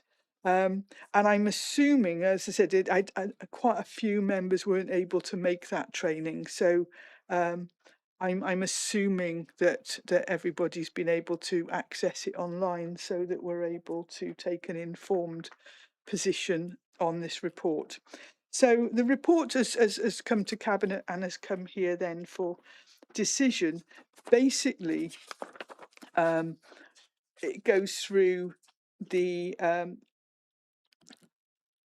first of all, if you look at Appendix 1, the interim report strategy review and updated prudential indicators relate to the 31st of December 2025, and that covers what our capital expenditure is, how much we borrow, the investments we have, and the prudential indicators. And that was a presentation of the updated prudential indicators as of the 31st of December. Appendix 2 to the report talked about Treasury Management Strategy, Minimum Revenue Provision and Investment Strategy 26-27. And as was commented at the time, that covers quite a lot of ground. So that looks at the sort of reporting requirements that we're bound by, and that's the CIPFA Code of Practice, Statutory Prudential and Treasury Indicators, Treasury Management Training, Economic Background, Prospects for Interest Rates, balance sheet projections. You can tell why it's important to have somebody that is really, really clear on the briefing. The capital expenditure, and our borrowing. It also covered the minimum revenue position. So, as I said, very, very clear, very specific report, and some of the recommendations from that report have come before us tonight. And so, if you have a look at the reference, which is at agenda item 9D, and look at number 3, that is that Cabinet recommends that full council approves a proposed 26-27 Treasury management and investment strategy, including the following specific resolutions, which were detailed in Appendix 2, and they are the ones that go down to the bottom of page 1, at the top of page 2, and the table 1 at the top of that. Then there was recommendation 5, and that actually asked full council to approve that approved delegated authority be granted to the head of finance section 151 officer to approve the Treasury management policy statement and Treasury management practices, and finally that council approves the delegated authority be granted as set out in paragraph 2.34 to enable the assigned officers to place investments with the debt management account deposit facility in line with the daily cash flow projections, and I'd move. And I'll second those recommendations.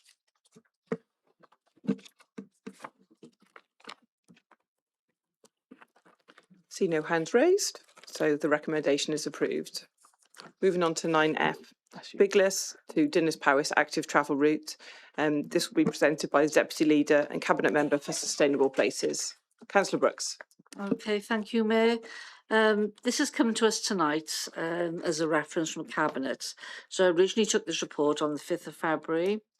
And at that point, it was about a really important update then about the Biglis to Dinas Powys active travel route, which, as many of us know, we've been on quite some time, has been ongoing, and to progress, it's, there's been a bit of a slow progress, but over several years now.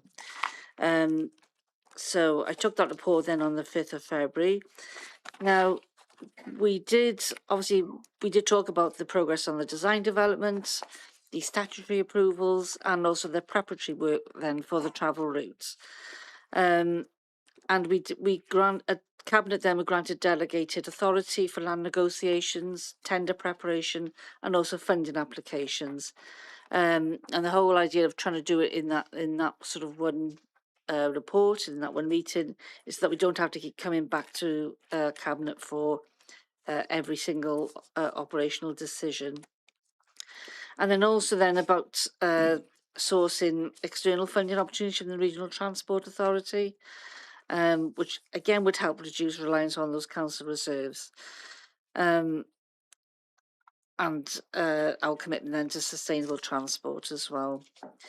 So the report then also resolved then that we could allow to enable the timely progression of the construction tender for both phases 1 and 2 of the scheme. So this approach will hopefully ensure that it can advance without delay, and we can actually move on this as quickly and as reasonably soon as we can. And also then allow that progression then to construction by delegating authority to enter into a new engineering contract for both the first and the second phases. Obviously, that's in line with procurement regulations.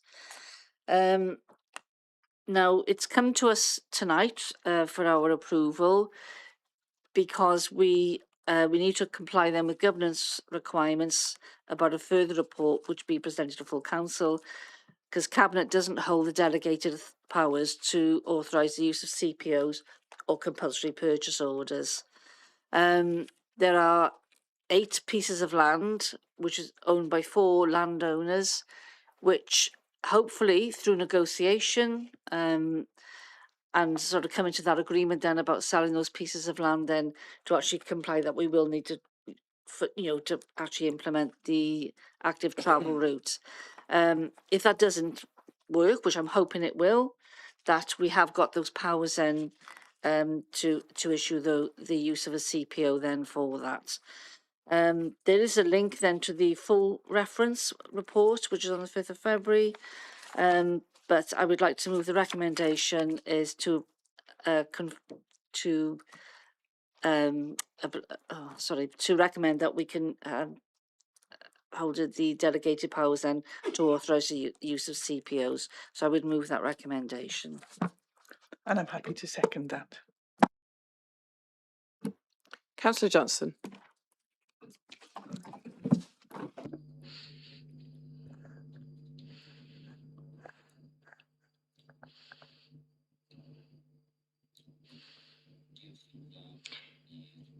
Thank you very much to the Deputy Leader for that report, which is before us this evening. As she says,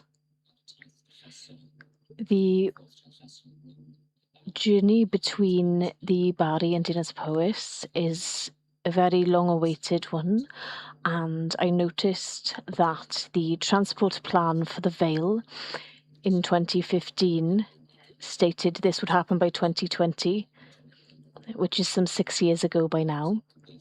So I do hope that we'll be able to get on with this work. I'm not going to talk about details because this, of course, is a planning application which will come before the planning committee in the future. And as a member of that committee, I will be able to keep an open mind regarding that subject. But this is something that we should definitely welcome, broadly speaking. The question that I do have, of course, about this CPO plan, the full report does note that the advice from Welsh Government is to carry on with some sort of twin track process where you build a case for a CPO and at the same time concurrently you should be discussing with the owners of the land on a voluntary or conditional basis so that this can happen as fast as possible. It states in the report that we are going to be holding voluntary discussions and only then would we be making the case for the CPOs.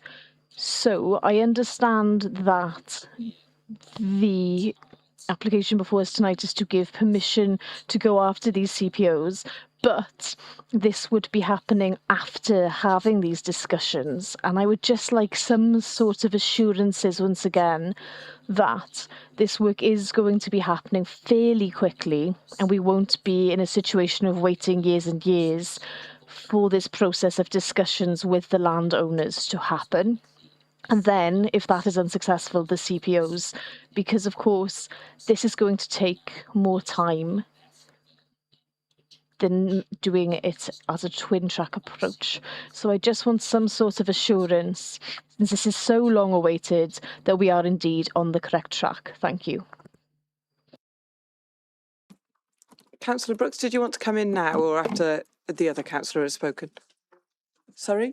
Sorry, I'll see somebody else. Okay, Councillor Ernest. Yes, thank you, Madam Mayor.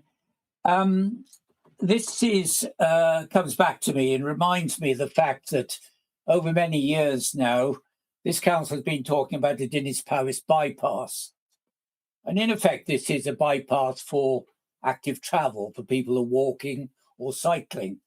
What it doesn't do is provide better transport links for those who queue day after day after day on the road between Barry through Dinas Powys and to the Mary Harrier. And if you're looking at acquiring land with 4 landowners, I wasn't aware of this until this evening, it seems to me, Madam Mayor, that this is a golden opportunity to revive the Dinas Powys bypass, which has been welcomed in the past by so many people living not only in Dinas Powys, but also in Barry and indeed the Penarth side, because those good people have to go through Dinas to get to and from Barry and Penarth and Cardiff. And I'm surprised that having the Labour group, having dropped the scheme for a Dinas Powys bypass, effectively lost it, apparently because of Welsh funding. They're now suddenly finding that it's a jolly good idea now in the year before the elections, and perhaps we should be resurrecting this route. Now, I'm well aware of the reason why this route is being put in for active travel, because of an unfortunate incident that happened, what was it, 3-4 years ago. But also there have been very many people who've been delayed hour after hour getting to work, getting to school, getting from school because of such an appalling two-track road through Dinas. And I'm sure this evening I will be supported by my good friends from Dinas Powys. They may be from a different party possibly, but I'm sure they will support me in thinking that we should be getting this scheme both for active travel and for Dinas Powys bypass as well. And I think that would be one way for the Labour Party to get some recognition for what they've dropped in the past. Thank you, Madam Mayor. Councillor Penn. Thank you, Chair. I followed this when I was on Landdock Community Council, as many people from where I live are put off from cycling to Barry because of the road from the western edge of Dinas to Biglis roundabout. I've cycled it quite a few times, and I'm not a Fierti person, but it takes a certain level of steel to navigate that bit of road. Anything we can do to facilitate active travel, anything we can do to reduce car journeys, as Councillor Ernest has just said about the Dinas bypass, many of those people who would be sat in those cars would actually welcome a safer alternative to be able to cycle. And many of those people are put off by that section from Biglis to the western edge of Dinas. I agree that it is a bit dawdly in coming, but any movement and any speed we can add, I very much welcome, and I hope this happens, quicker than the previous timescales. So thank you, Chair. Thank you. And back to you, Councillor Brooks. Okay, thank you, Mayor. I'll take Councillor Johnson's valid question first. I mean, yeah, I absolutely agree. It's the whole aim of this now is to actually get those negotiations underway as quickly as possible to, to progress this, because even those, it's always protracted about land negotiations. But yeah, the actual aim is to progress this as quickly as possible, as well as then is working on those CPOs if and when we need them. So yeah, no, I think urgency is absolutely paramount. In relation to Councillor Ernest, this is a completely different scheme. I'm puzzled by the comment that this was suddenly thought up this year before an election, when actually if you read the papers, and there was a full cabinet report which is referenced here, which was back in February, and it actually lays out in detail there how long this has actually been going on, and about trying to get all the preparation work, all the feasibility work, applying for funding. A huge amount of work has gone into this. And yeah, it has taken some time. It certainly has not sprung upon us this year. I welcome this active travel route.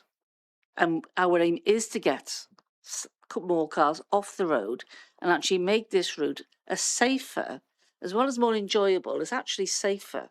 So I think Councillor Penn, you referred to, I mean, I take my hat off to you cycling on part of that route. And we've had fatalities along that route because it is not safe. So I fully welcome this, but it is a completely separate project and to the Dinas Powys bypass, which doesn't actually come anywhere near this. So this is completely separate. So yeah, I stand by my recommendation to approve the use of CPOs. Thank you. Thank you, Councillor Brooks. Can that be approved? Just checking with everyone. Great, that's approved. Moving on to agenda item 9G. Before we consider this item for the benefit of those viewing online, all chief officers, except for one lovely Amy, Democratic officer, are requested to vacate the meeting. I'll be notified to return once this item has been concluded. We will take a 10-minute break, so just to let you guys know as well.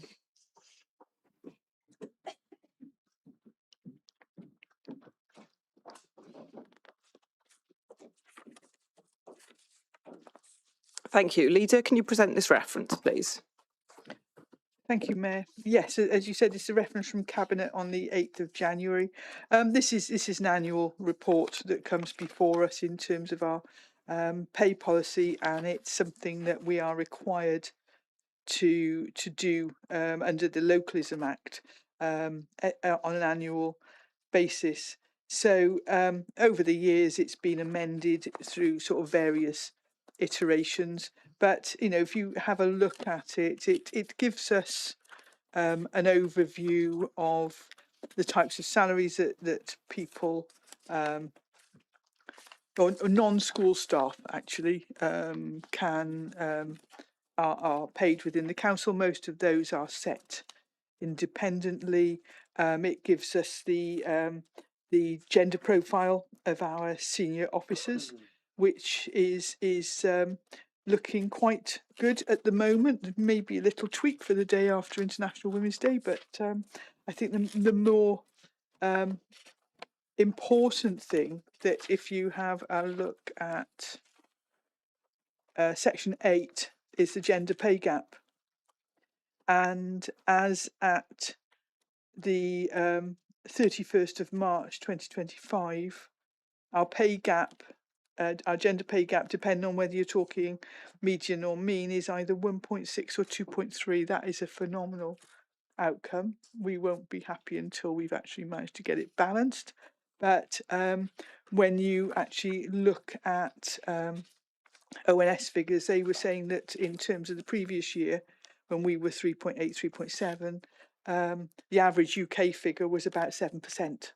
So I think it's something that we should congratulate our HR team and our organisational development team as well to ensure that we do achieve that gender balance. So the recommendations that came through, or there's one that came through from Cabinet to here, and it is for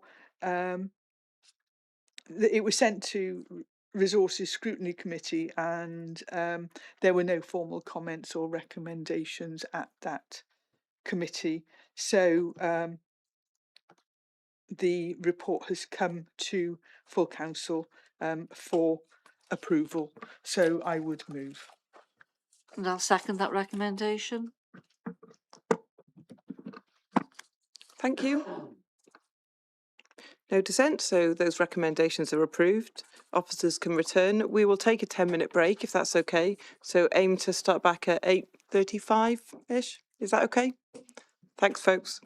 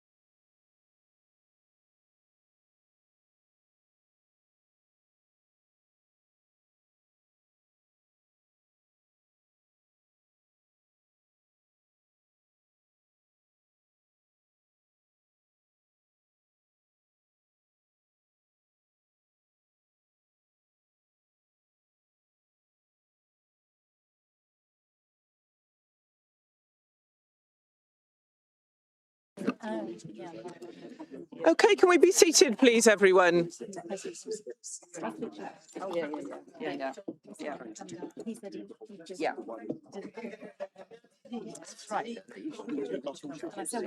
Councillors, are we ready to start?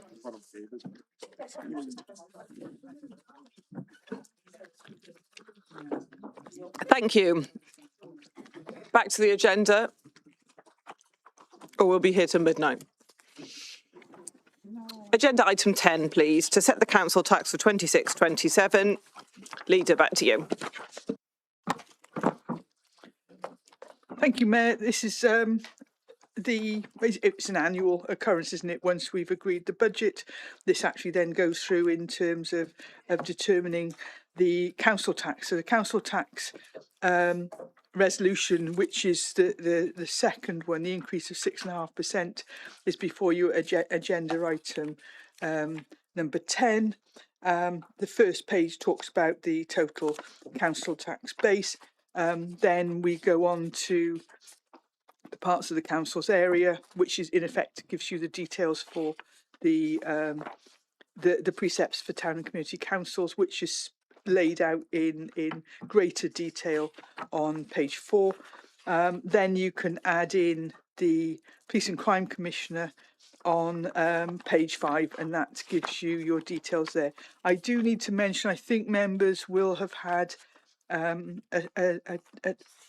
replacement report emailed to them, which actually is in relation to page 5, where the Band E charge should be 3p more, and as a result, the column for Band E, each of those figures should increase by 3p.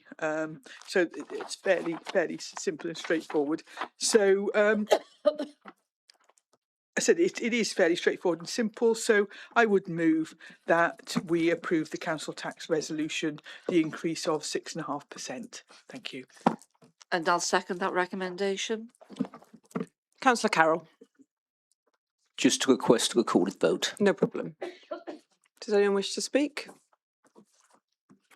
Okay, we'll take this to a vote.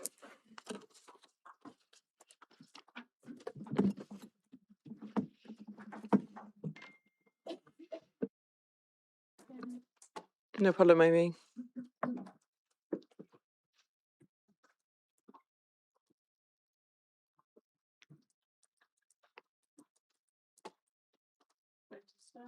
Thank you.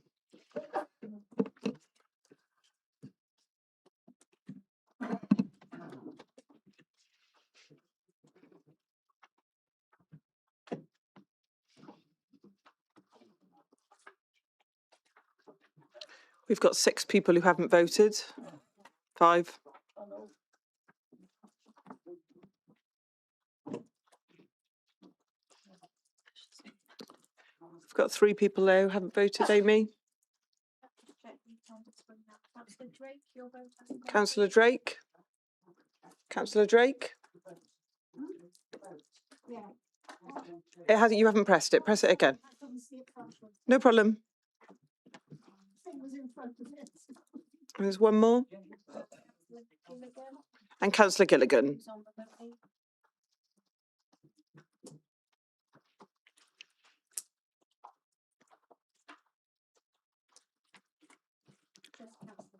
Councillor Gilligan, are you there?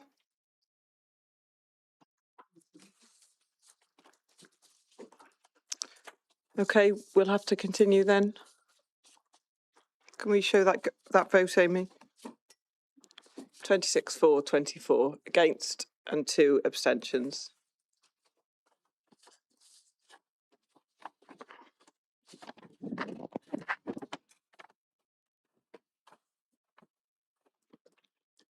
Thank you, Amy. Thank you.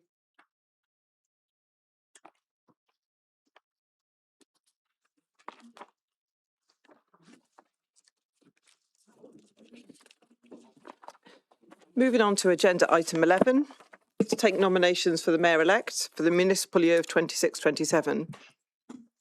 Can I take any nominations for Mayor-elect, please? Councillor Prothero. I'd like to nominate Councillor Stallard, please, and reserve the right to speak, if that's okay on it. Thanks. You can just carry on now, Councillor Prothero, that's fine. Oh, okay, thank you. Yes, so Councillor Stallard and I have been councillors together in the ward of St Bride's. She is an energetic and passionate community engager. I can't wait to see what she'll do as mayor, and I wholeheartedly support her in what she does, and also for the position of mayor for next year. So, thank you. Do we have a seconder? Thank you, Councillor Wilkinson. Do we have any other nominations? Councillor Carroll.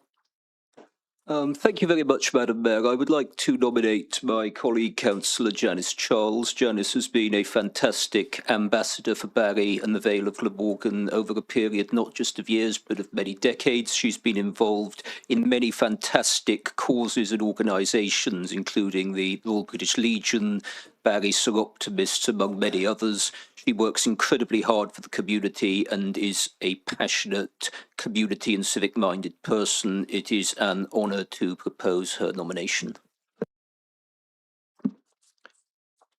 Thank you, Councillor Carroll. Do we have a seconder, Councillor Haynes? Thank you. So we'll take this to a vote. Due to the issues we had last year, I remember there was a member who didn't want to vote for either, so we'll take them separately if that's okay. So we will first take the votes for Caris Stallard for Mayor-elect, so we can vote for or against Caris Stallard, and then after that we will also take votes for Janice Charles for and against. Is that okay, Councillor Marnie? I can see you're on the screen. Is that okay? I can't hear you, I'm afraid, or see you. Councillor Marnie, would you mind unmuting your camera and microphone, please?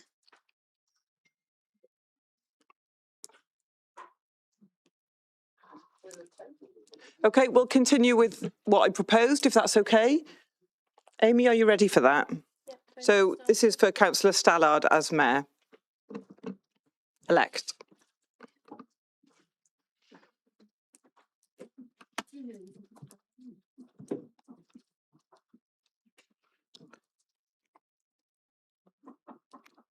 Still got 6 people left to vote. Councillor Marnie?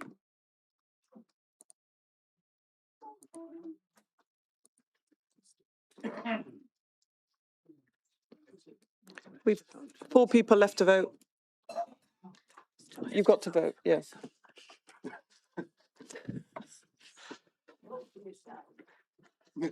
Councillor Stallard, trying to be humble. 2 more people to vote. Councillor Hanks, if she's connected, and I'm guessing that's Councillor Gilligan. No, Councillor Hanks is at the meeting. Okay. Okay, can we share that then? No problem. So we have 37 for Councillor Stallard and 14 against. So we'll now take a vote for Councillor Charles.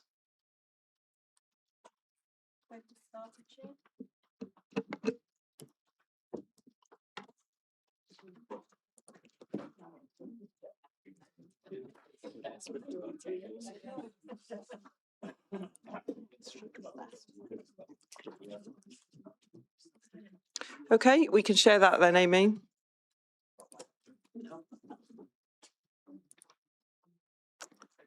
For 13 against 38. So our Mayor-elect for the next municipal year is Councillor Stallard.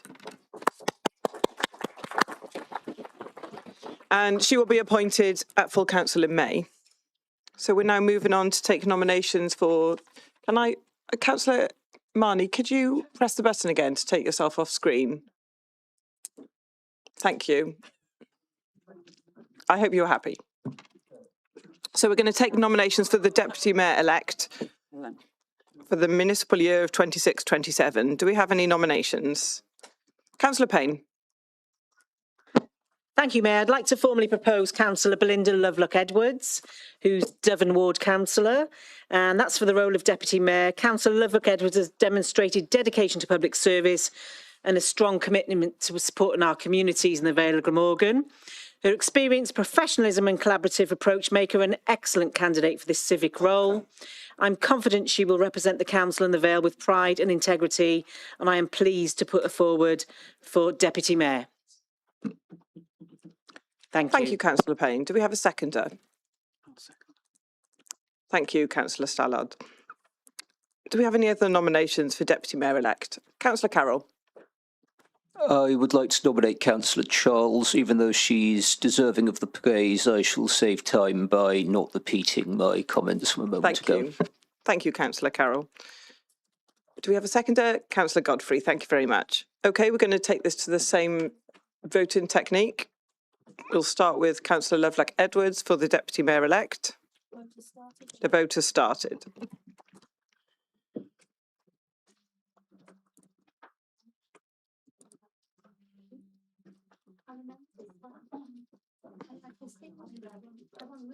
I think there's one person who hasn't voted there, Amy. Councillor Nicholas Wood.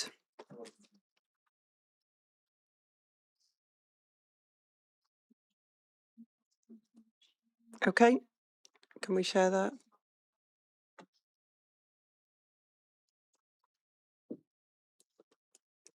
So we have 39 for Councillor Lovelock Edwards and 12 against, no abstentions. And we'll now go to Councillor Charles.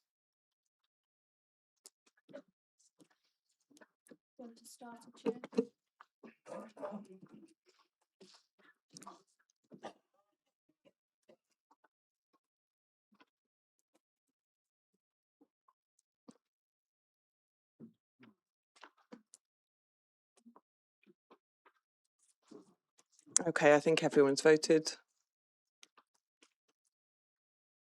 So we have 12 for Councillor Charles and 39 against.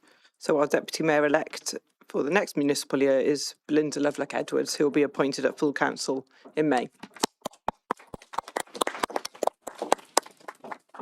Thank you. Moving on to agenda item 12, to inform the Council of the use of the urgent decision procedure under Article 1514 of the Constitution. Is Council happy to move the use of the urgent decision procedures I to H en bloc? Is that okay? Great. Any dissent? Great, that's noted.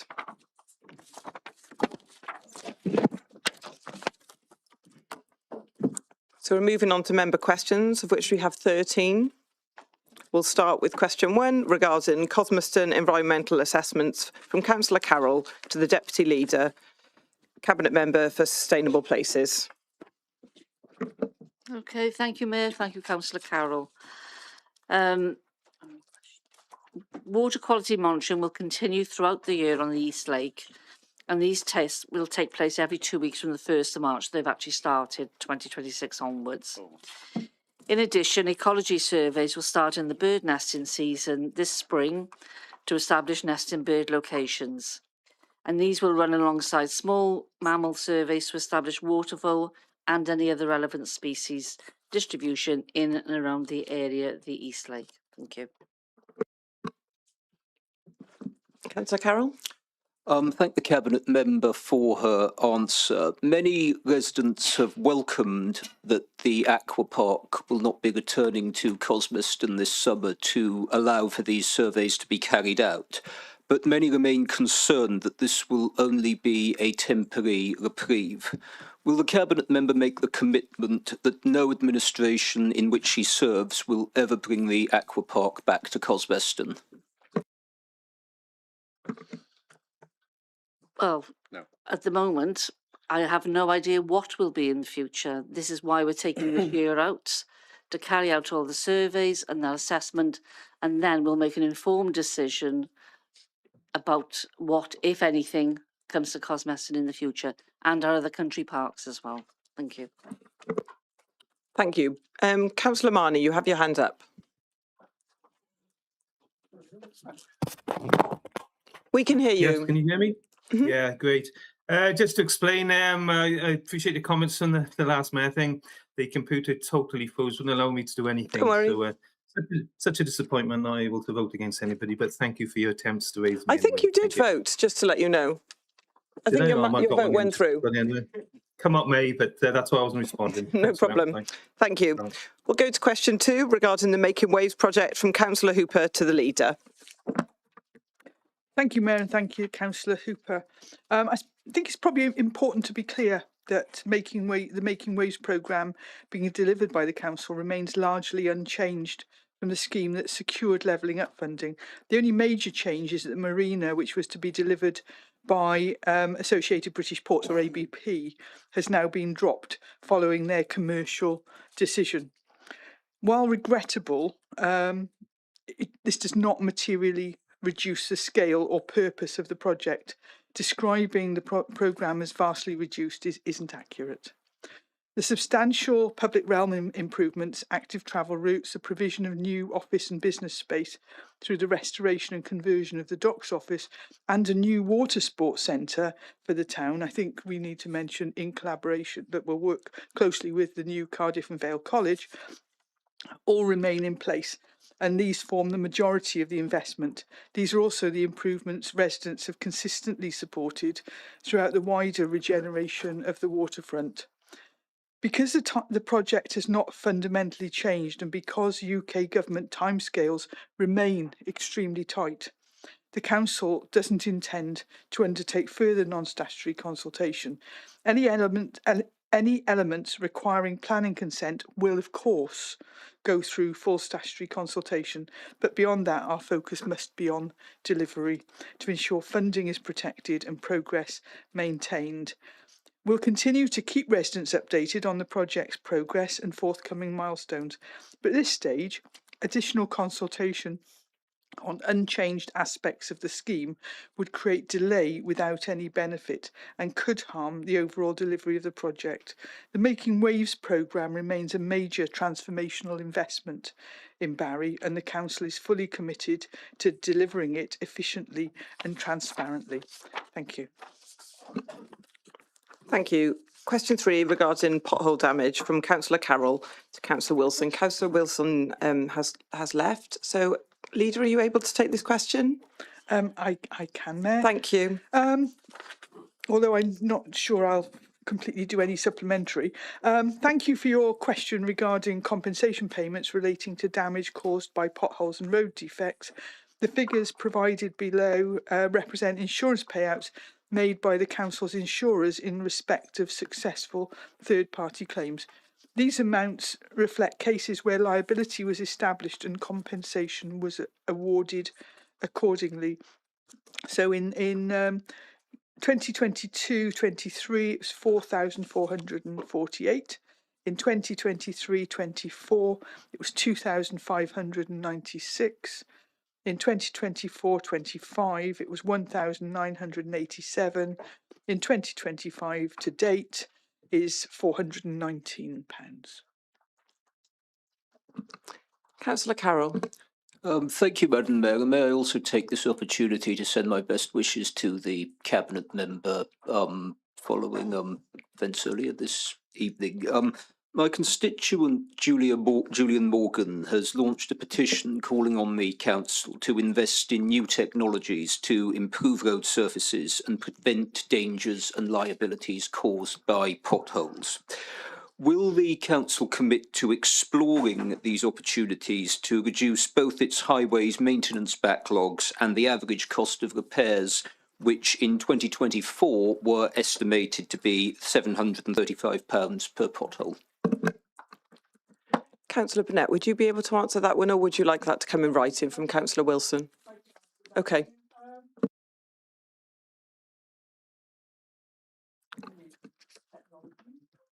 Councillor Burnett, can you press your button? Sorry. Sorry. Yeah. Thank you. We continually explore new technologies. There is a Cabinet report on Thursday about the resurfacing programme, which actually then talks about a change from one type of surfacing over to another. That report will be referred to scrutiny, and there will be ample opportunity for members, should they wish to attend, to discuss new technologies with our officers. That will be obviously as usual, broadcast. So your residents will actually be able to hear it firsthand from our officers. Thank you. Thank you. Question 4 regarding street scene strategy from Councillor Cowp to Councillor Wilson, to Councillor Brooks. Okay, thank you, Mayor, and thank you, Councillor Cowp. I'll do my best to answer this and any sort of supplementary as well. But it does cross over into my portfolio as well a bit. So thank you for the question. So the street scene strategy has already been developed to ensure that resources are allocated on the basis of need, demand and environmental impact, not simply on whether a settlement is classified as a town or village. While the strategy proposes 4 dedicated place-based teams for towns and 1 for large villages, this reflects operational modelling around footfall, commercial centres, density and recorded incidents of littering or fly tipping. However, the structure is not intended to create a hierarchy of service provision. And we fully recognise that large villages such as Dinas, Powys and Rws have populations and urban footprints comparable to, and in some cases greater than, the town of Cowbridge. For that reason, deployment will be informed by population size and density. This will mean that there will be a concentration of resources as there will be demands. Recorded environmental incidents and enforcement data. This means we are proactive as well as being reactive to issues. Seasonal and visitor pressures. So we'll focus in areas where demand is the greatest. The scale of public realm assets, and we'll look at this and try to reduce clutter if possible. Opportunities for community partnership and engagement. We have many volunteers that keep wells tidy, and we have community partnership through the Community Liaison Committee and the charter between the Vale and Town and Community Council. We also have the SLCC, One Voice Wales. So the teams will operate flexibly across boundaries where required. Performance and demand data will be reviewed regularly and to ensure equitable service standards across the Vale. And the model can be adjusted if evidence shows that additional capacity is required in particular areas. The ambition is clear. Residents across the Vale, whether in towns or large villages, should feel pride in where they live. And this is supported by visible, responsible services delivered fairly and transparently based on need. And obviously we welcome engagement and input then from local members as well. And also then proactive citizenship to accompany that. So thank you. Councillor Cowp. Thank you. Can you hear me? Yes, we can. Thank you. Thank you for that. Yes, it wasn't clear from the document that you'd be looking at all these issues. So I thank you for that. I haven't got a supplementary at the moment, but I'll keep an eye on it and get back to you. Thank you. Thank you, Councillor Cowp. Question 5 regarding the RLDP consultation from Councillor Carroll to Councillor Siffin-Yarmanham, Cabinet Member for Community Engagement, Equalities and Regulatory Services. Thank you, Mayor, and thank you, Councillor Carroll.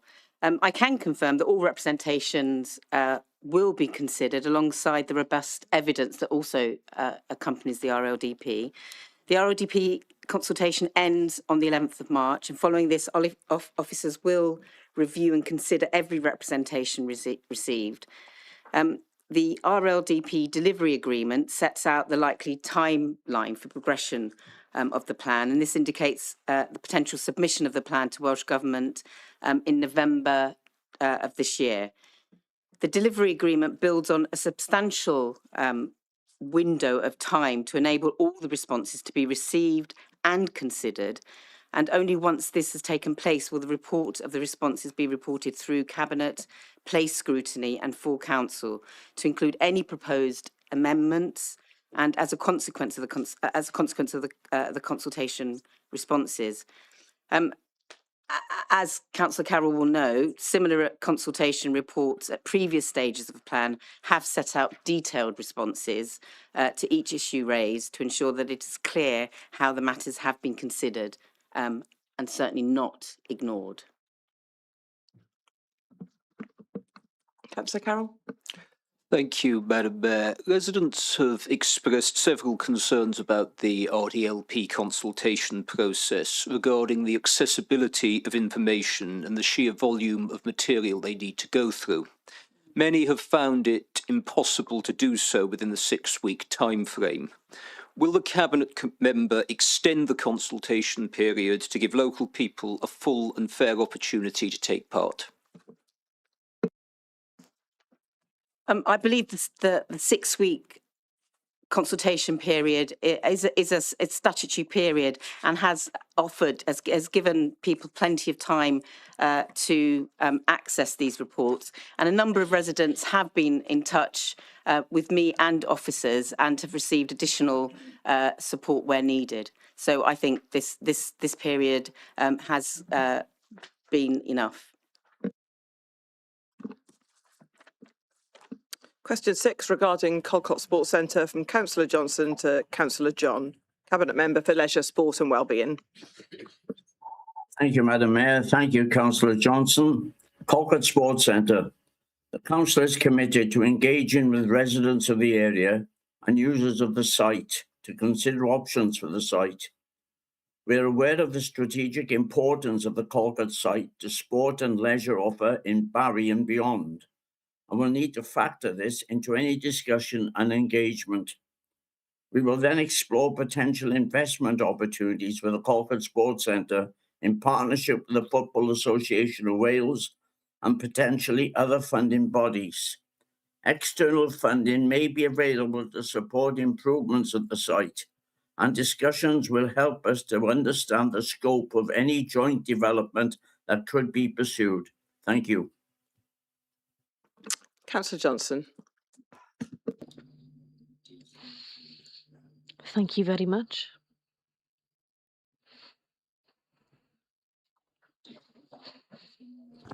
Thank you very much, Councillor John. The Sports Centre in Colcott has barely changed in the last 14 years since I played football there for the first time.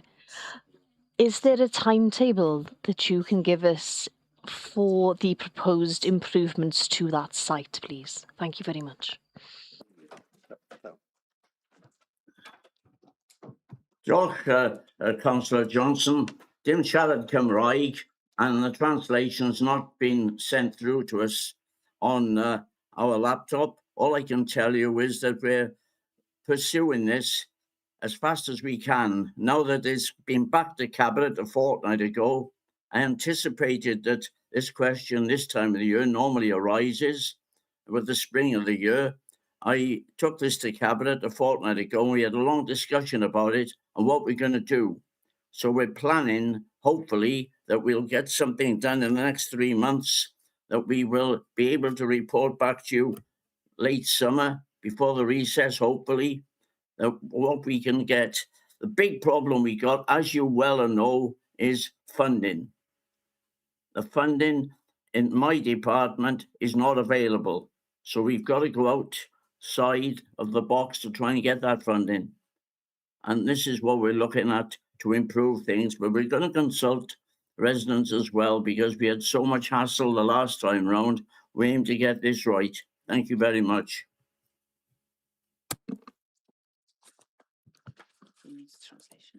Thank you. Question 7 regarding waste recycling centre appointments from Councillor Godfrey to Councillor Wilson. Councillor Brooks is going to take this on his behalf. Okay, thank you, Mayor. Thank you, Councillor Godfrey. The Council's appointment-only system for the household waste recycling centres is designed primarily to improve efficiency, prevent queuing, and to ensure a smooth, well-managed flow of visitors, particularly at busy times. By requiring appointments, the Council can distribute visits more evenly throughout the day and week, which ensures staff and resources are used efficiently and safely. The Council also requires residents to sort waste before arriving and the appointment structure helps maintain these standards by allowing controlled, predictable numbers of visitors, but also scope to separate waste on arrival if needed. In addition, the system supports effective enforcement of waste legislation, including preventing trade waste disposal and ensuring proper inspection of materials. This is made easier through a managed appointment system that gives staff the time and space to carry out the necessary checks. So most residents actually have provided positive feedback about the booking system, reporting that it saves time, reduces on-site waiting, and creates a more efficient experience compared to when the site operated without a booking system. This has also been enhanced since its implementation to allow real-time, instant, same-day bookings. You can book this via online, either on the phone or via a laptop or tablet. It's very, very easy and straightforward to do. This avoids queuing, which has in the past caused major traffic issues and results in poor air quality to boot as well. Thank you. Madam Mayor, if I can make a point of order first of all. Councillor Brooks has just said that you can book online same day. You can't. You can't book live tried online, and it wouldn't let me over the weekend. A point of order is when that somebody has broken a rule in the Constitution. No, what I was. So you can ask a point of clarification. Okay, point of clarification. Or you can ask your question regarding what Councillor Brooks has told you. Okay, well, so do you have point of clarification then, please. That I have tried numerous occasions on a weekend and not been able to book. And then my supplementary is going to be is why can't you book same day? You're not allowed to do that. You can't. Well, it won't allow you on the system, I can assure you. Well, I've tried on numerous occasions, and I'm quite well versed on a laptop. All I can respond is I've used the same day system several times and it works perfectly well. If all the appointments have gone, then obviously you wouldn't be able to book one. But if the appointments are available, you can book them on the same day. In fact, I've booked one to get there within the hour. So they absolutely are appointments for the same day. Well, there must be something wrong with the system. No. Okay, we'll go to question 8 regarding maintenance of highways from Councillor Franks to Councillor Wilson.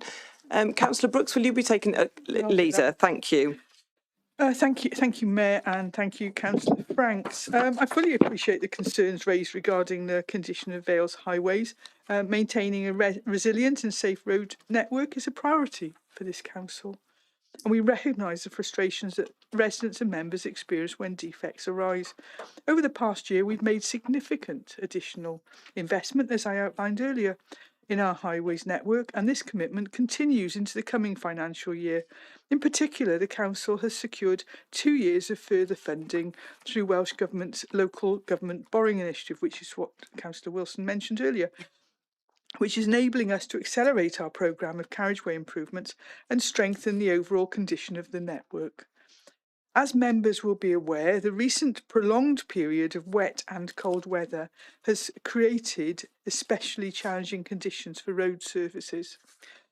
During these months, potholes and other defects form at a much faster rate than usual.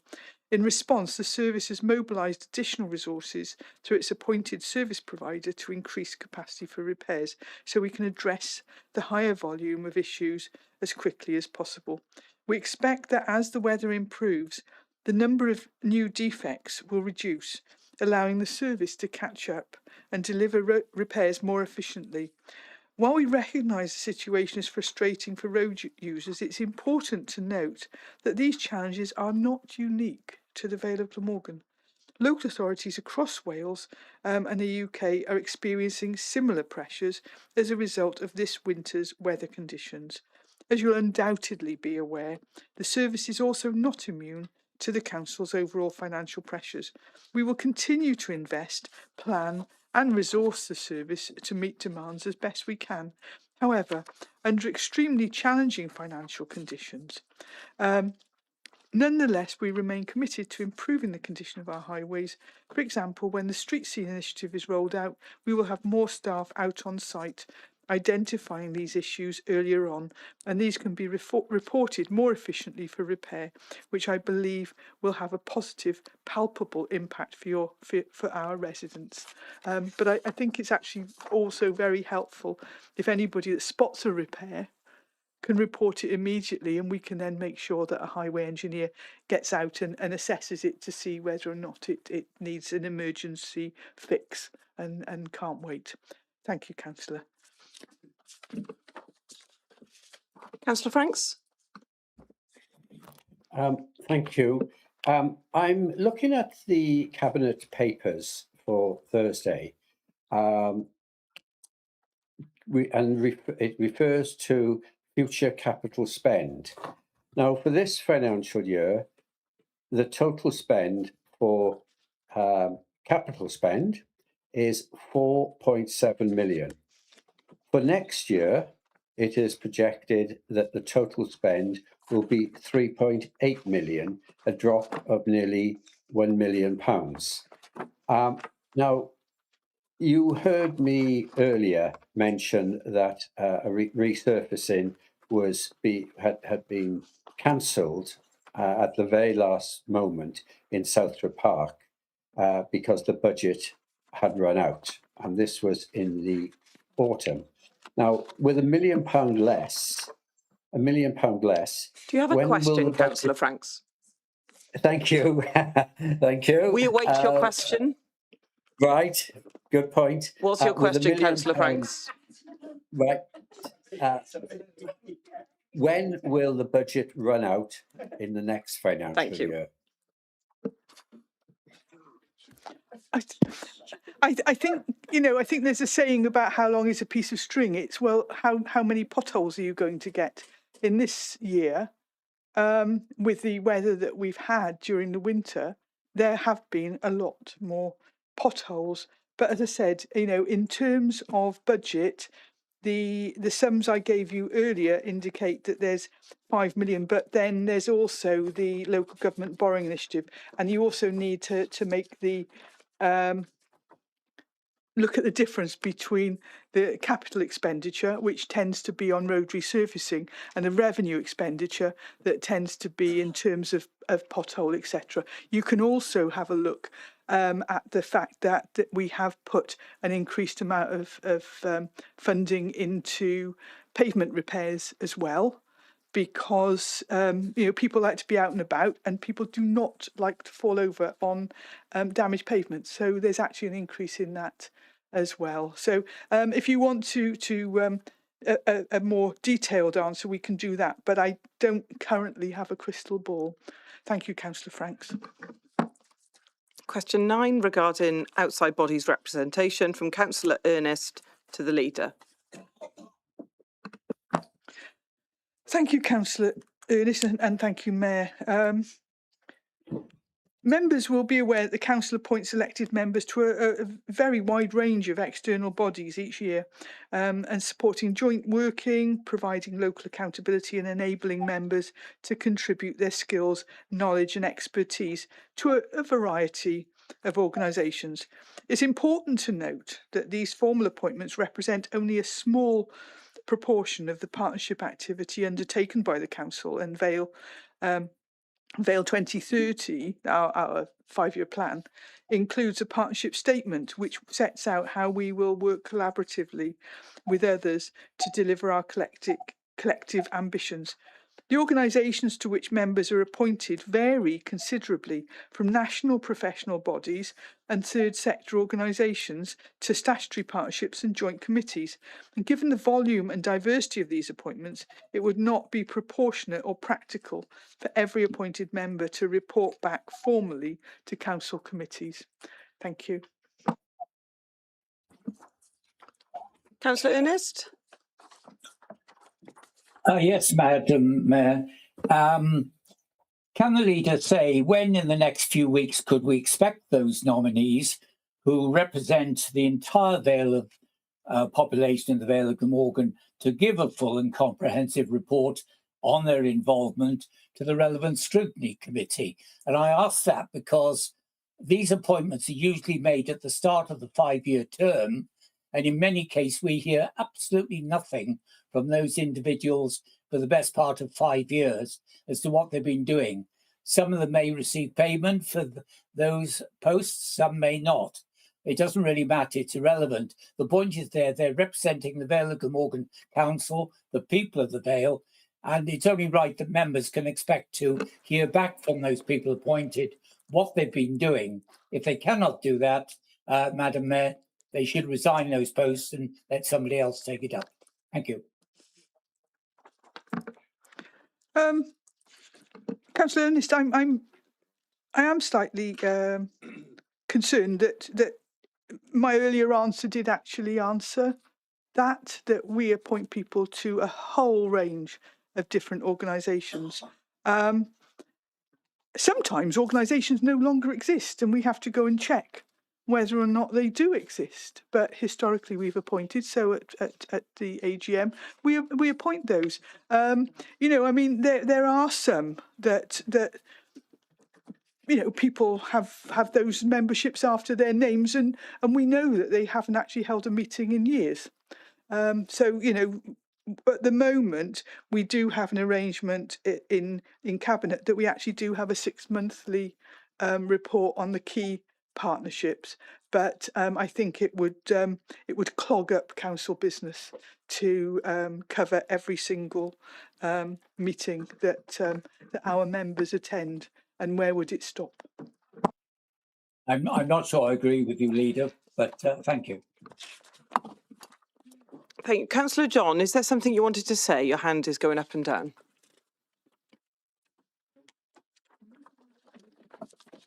Okay, we'll move on to question 10 regarding consultation reports from Councillor Hennessy to the Leader. Thank you, Mayor, and thank you, Councillor Hennessy. As the Council's public participation strategy sets out, there is no one-size-fits-all. You know, there's a range of approaches to engaging citizens in decision-making. Instead, we share the outcome of our consultation and engagement work in many different ways, depending on the nature of the project. Any significant piece of consultation or engagement work will be hosted on the Council's Participate Vale website. This is linked from the homepage of the Council's website. In most cases, reports would be published on Participate Vale once an exercise is concluded. If the consultation was initiated by a report to Cabinet, the results would be reported back to Cabinet along with the recommendations for action, if any. Formal consultation reports are often published as appendices to formal reports to Cabinet, scrutiny committees and full council. Wherever possible, the results are also reported back directly to those who have participated in an activity. This is why we usually ask people for contact details when responding to a consultation. We're always working to find new ways to encourage citizens to participate in decision making and to share the outcome of such work. And so I would encourage all members to share such material with their constituents wherever they can. Thank you. Thank you. Question 11 regarding reporting potholes from Councillor Hennessy to Councillor Wilson, but Councillor Brooks is going to take that question. Oh, excuse me. Thank you, Mayor. Thank you, Councillor Hennessy. So over the past 6 months, the Council has received 2,431 individual reports of potholes and road defects. So the monthly breakdown is as follows. September 25, 91. October 25, 97. November 25, 221. December 25, 352. January 26, 703, and February 26, 967. As the figures show, there is a clear increase in defect reports during the winter period. And this pattern is consistent year on year and is largely due to the impact of wet and cold weather on the highway network. Excuse me. Water penetration followed by cold weather conditions significantly accelerates the deterioration of road surfaces and leads to a higher number of potholes forming during these months. However, Neighbourhood Services continues to work with its appointed contractor to mobilise as many resources as practically possible to prioritise and repair defects at the earliest opportunity during this challenging period. The Council will continue to look at different operating models to manage our network more proactively, especially within the current financial context, and is grateful to our residents who do let us know where there are issues. Thank you. Councillor Hensey? Yeah, just to let you know, I'll email my supplementary to Mark directly. Thank you. So, agenda items 15 and 16. I have no urgent items under part 1, no urgent items under part 2. Diolch yn fawr iawn i Non, and I bring this meeting to a close. Hwyl fawr.